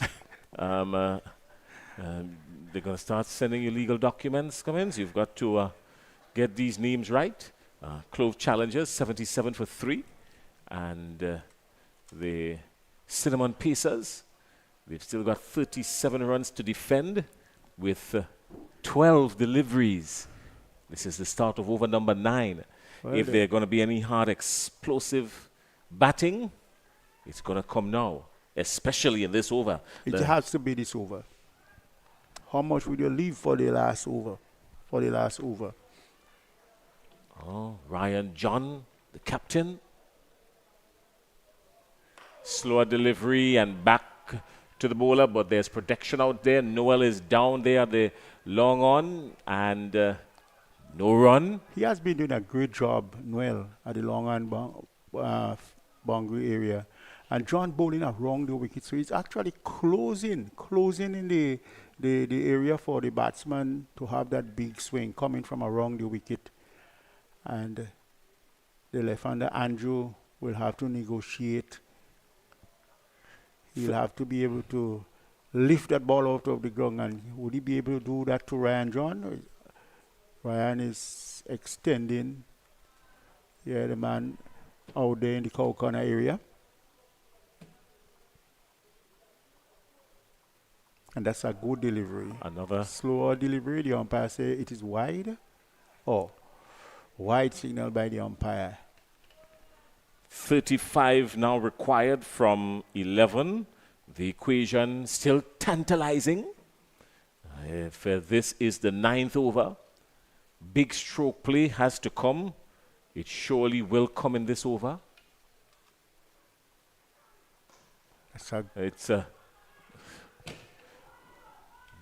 They're not going to try and attempt the one. It would have been suicidal. Ryan John has cut back on his pace considerably in this over. He's gone for 16 already, but he wouldn't mind that. But good intelligent bowling thus far from Ryan, coming from around the wicket, not giving the batsman anything to get that he could go under it to lift it. Well, this one, he picks it up, he makes good connection, and is going to beat the fielder. He dissected the offside, and that's a brilliant stroke. 4 runs. So, Haston Jackson, if they're going to get it, Clove Challenges will depend on him. Yes, opening the foot this time and launching into it. A good stroke, a good boundary, good thinking by Haston. And we have seen some intelligent cricket played outside of there. Ryan John and Haston Jackson, they know each other quite well. Slower delivery, beating the batsman all up again. Sensible bowling by Ryan John. Look at the equation now. Still 30 required from 8 deliveries. 30 from 8. The run rate has ballooned to 22.5. He's made connection with this one again, and he's that's some fantastic work out there in the deep.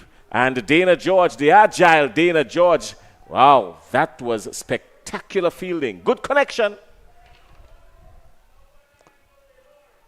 But just what I like is that of Haston. Even if Ryan is trying to close him in, he's opening the foot. Look at the front foot. He's going to open the front foot, and he's not afraid to throw his bat at it outside of the house stump. Good thinking by both players. Ryan John, experience. Haston Jackson is equal to what he is doing. An equal 24 runs now required. 24 runs, that's the required rate. 24. 28 to win. 28 runs to win. And there's 7 deliveries remaining, 7 legal deliveries. They're protecting the boundaries diligently. These are Cinnamon Pacers. Dana George is on the outside of the long off boundary. Ryan John is doing some more adjustments to the field. You can see his hands waving. And Haston Jackson, slightly impatient. Come on, young man, let's get on with it. He's got a job to do. Look at the fielding there now for the Cinnamon Pacers. That's the man in cow corner there. He's outside of the field. Really deep on the boundary. But he's standing outside the boundary, so as soon as the bowler start moving, he's going to start moving in.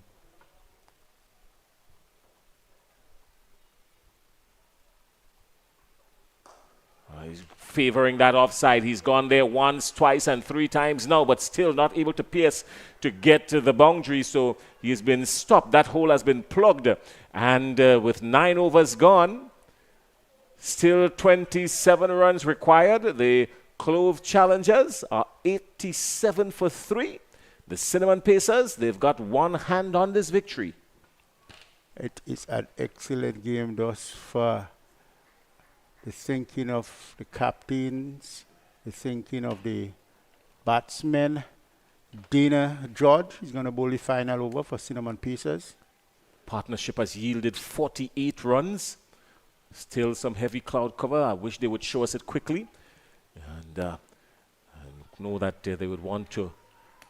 These cricketers outside there would be looking up ever so often and praying that things would remain, even if it's for another 10 minutes or so. Well, the fat lady is somewhere about. The final over is of this game. Very good. Gripping cricket. Cinnamon Pacers and Clove.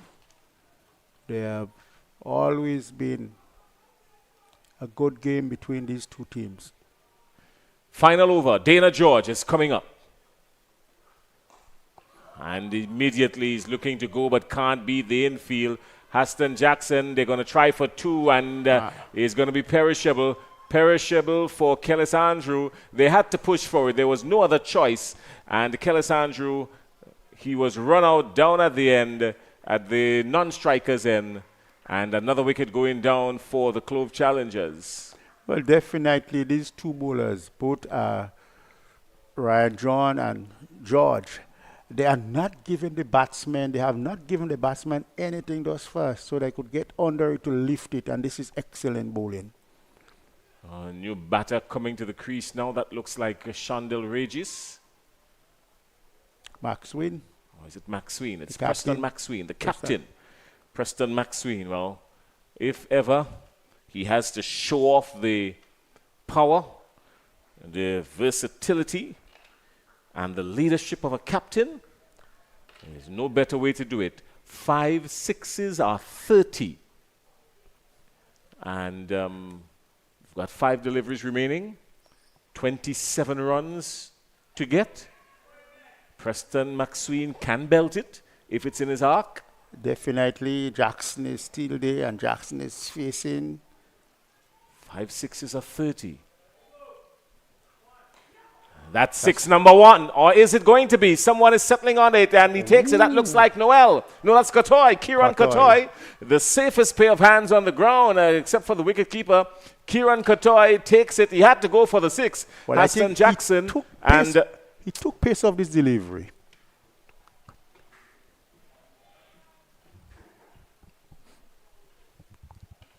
He had to go for it, Haston Jackson. And surely this was almost inevitable. Something had to give. A good knock by Haston Jackson, 31.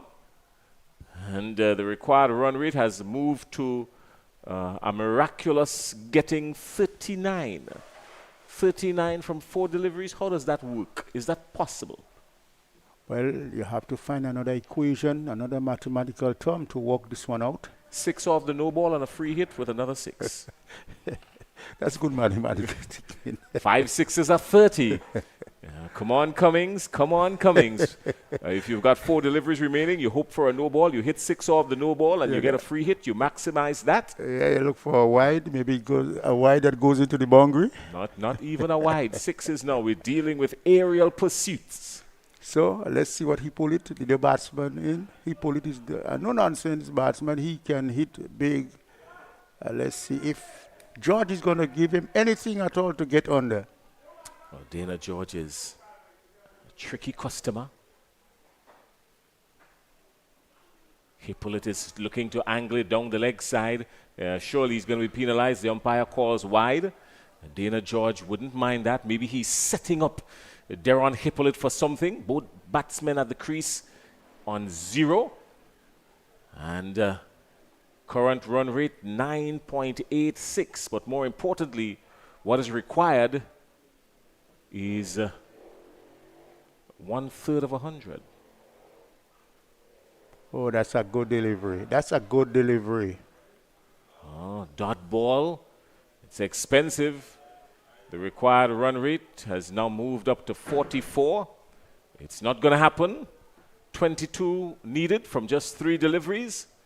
And the Clove challengers will more than likely go down to the Cinnamon Pacers. Oh, that's cleanly struck. He's going to get 1. They come back for 2. They can stop running because he gets 4. They're just trying to take this one, yes, into the batsman, and he was equal to the task, just lifting it well down to the deep back, or deep for the square for 4. So, 2 more legal deliveries, 2 legal deliveries remaining. 20 runs to get.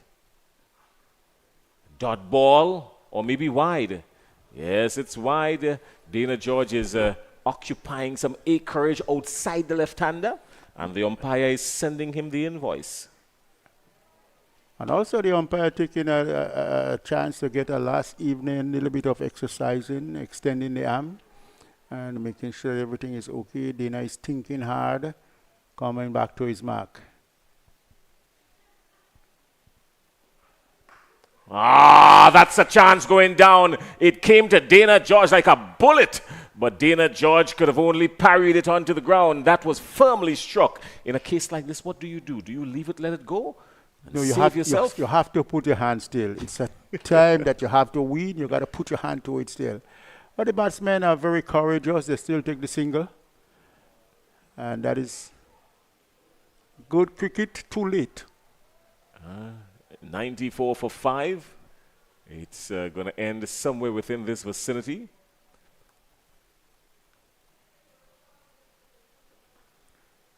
And is it going to be called a wide? That's not a wide. That's not a wide. It is. Is it? I don't think it's a wide. It's not a wide. The umpire is It was within deep it. in deliberation, and that is the end of the day. He decides against it. So at the end of it, the Clove challengers are 94 for 5, and they went down by 20 runs to the Cinnamon Pacers. The Cinnamon Pacers coming out on top this afternoon, and Preston McSween and the Clove challengers falling to Ryan John and the Cinnamon Pacers. It has been a good cricket game. We have seen the batsmen got runs. Very good start for Cinnamon Pacers in Nicosia and Regis. But some way along the line they had fallen away. We were thinking that they were getting somewhere about 120 plus, but they got 113, and this was just enough. We've seen some good bowling from Cinnamon Pacers. Darren Ned had batted well for the Clove for the Clove team, and all in all, we have seen some very good cricket and a lovely day. We had beautiful sunshine, and we had good cricket played here at La Sagesse. And I think the teams that had won today will go home with some soul searching, but the teams that had lost, they have some really good work to do coming back tomorrow and for the rest of the days.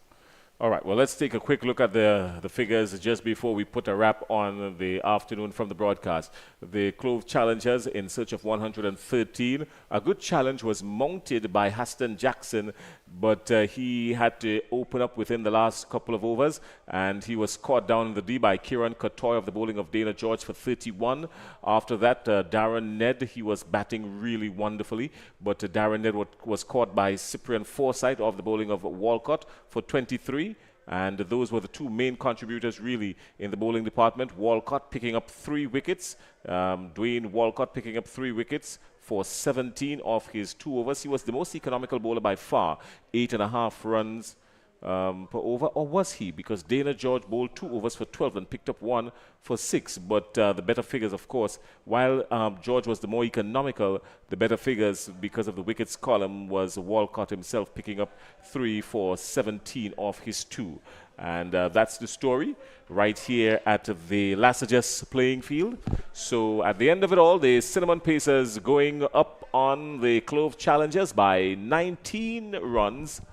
And that's where it ended. The Clove Challengers 95 for 5 in search of 113. We will go down to the presentation ceremony and join Kerry very shortly. He will be down there. But in the meantime, it's a good afternoon from us here at the commentary booth. We've got more cricket coming up tomorrow. Join us at about 12:30, weather permitting. A good day today, as Cummings said. You're anticipating better sunshine tomorrow. Haven't checked the weather forecast yet. But it could very well be an afternoon of good cricket. I could check it very quickly and let you know. I'm very big on my weather conditions and all of that. What are we expecting tomorrow? I can tell you that tomorrow in this area, we could experience some sunshine, but it's going to be threatening. It is going to be threatening tomorrow. We can experience a 33 maximum and 26. More sunshine, but a little threat of rain during the course of the early morning. And as we get into the afternoon, the cloud cover will be heavy, but no doubt we will have a good day for cricket tomorrow if this weather forecast holds through. So we're going to max out to 33 tomorrow. The real feel will be like 38 outside there in the middle with no cloud, with no shade. So a good day for cricket it is going to be tomorrow. Until then, my name is Jason Skeet. On behalf of Rafael Cloney, Cummins and Clyde Rondell John, we link up tomorrow afternoon right here at Lasajas Playing Field.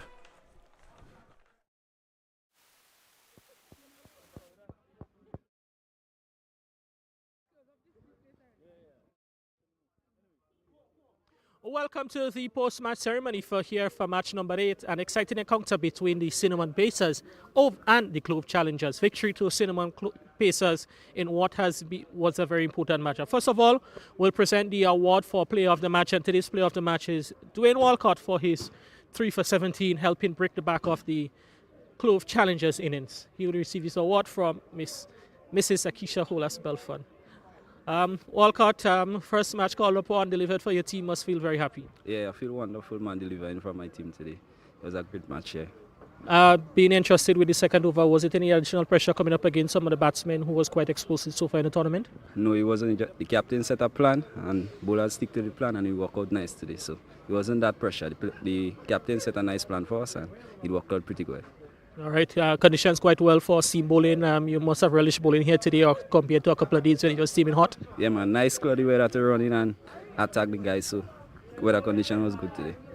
All right, well, Walcott, all the best congratulations again and all the best for the rest of the tournament. Yeah, man, thank you. Okay. We're now going to have some words with the captain of the Clove Challengers, Preston McSween. Preston, the result didn't go your way today. You were in it for a while but lost at the end. How would you summarize your guys' performance today? The bowlers did a good job. I think we kind of restricted guys to the total that we wanted, which is under 120. However, we didn't get the opportunity to chase down the score. But I just think that we just had to, rotate the strike a little bit more and just optionalize on the boundary hitting. And that's just the difference between the two teams today. We see in the tournament so far, you normally have good partnerships in the end, and today we saw again Pacers, they're off to a good start, but you guys were able to restrict them quite to a reasonable total. How important it is as a captain to keep calm when you have someone out, 2 batsmen going guns blazing? It's a difficult job, it's never easy, especially when you're dealing with it in real-time play. But I try my best, and my best is relatively good enough. So I'm just looking to encourage the boys and see how best we could look at the performance today and see how we could bounce back. Certainly must have been pretty good playing under these cool conditions and not steaming hot.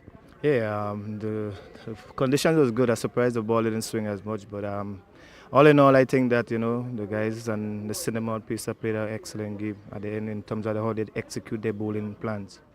All right, well, Preston, still a lot to play for in the competition. We want to wish you guys all the best for the rest of the matches. Thank you. So we now turn our attention to the captain of the Cinnamon Pacers, Victorious Ryan John. The Pacers are now 2-1 in their 3 matches. and Ryan John having led a victorious team today. Ryan, back to winning ways, must felt good with your guys' performance today. Yeah, definitely. We had a plan, obviously, had to rebound after that loss, and we did just that, so we're just grateful for the good performance today. Some might consider you guys probably would have tilled away a bit with the bats towards the back end of the innings, but 114 you guys would have defended it well. Kudos to your bowlers. Yes, definitely. I mean, with the start that we got, I mean, we definitely wanted to get like about 15 more runs, but nevertheless, we didn't get that, but we had a job at hand for the bowlers, and we did just that. Yeah, we see you. I told you that in privately. You seem to call upon different players, and they come up at the when you need them most. Today was Walcott being entrusted with a new ball, and he delivered for you. How proud of your captain when you can't count on your guys to deliver?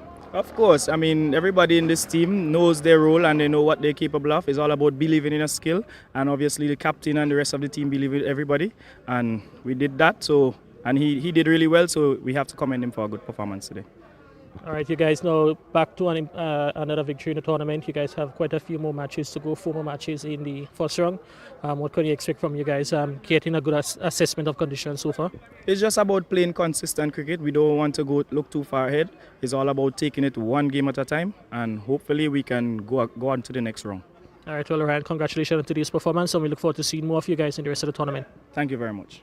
So that's it from the presentation ceremony. Very upbeat Ryan John, captain of the Cinnamon Pacers, and Preston McSween too. He has a lot to look forward to. So that's it from the presentation ceremony.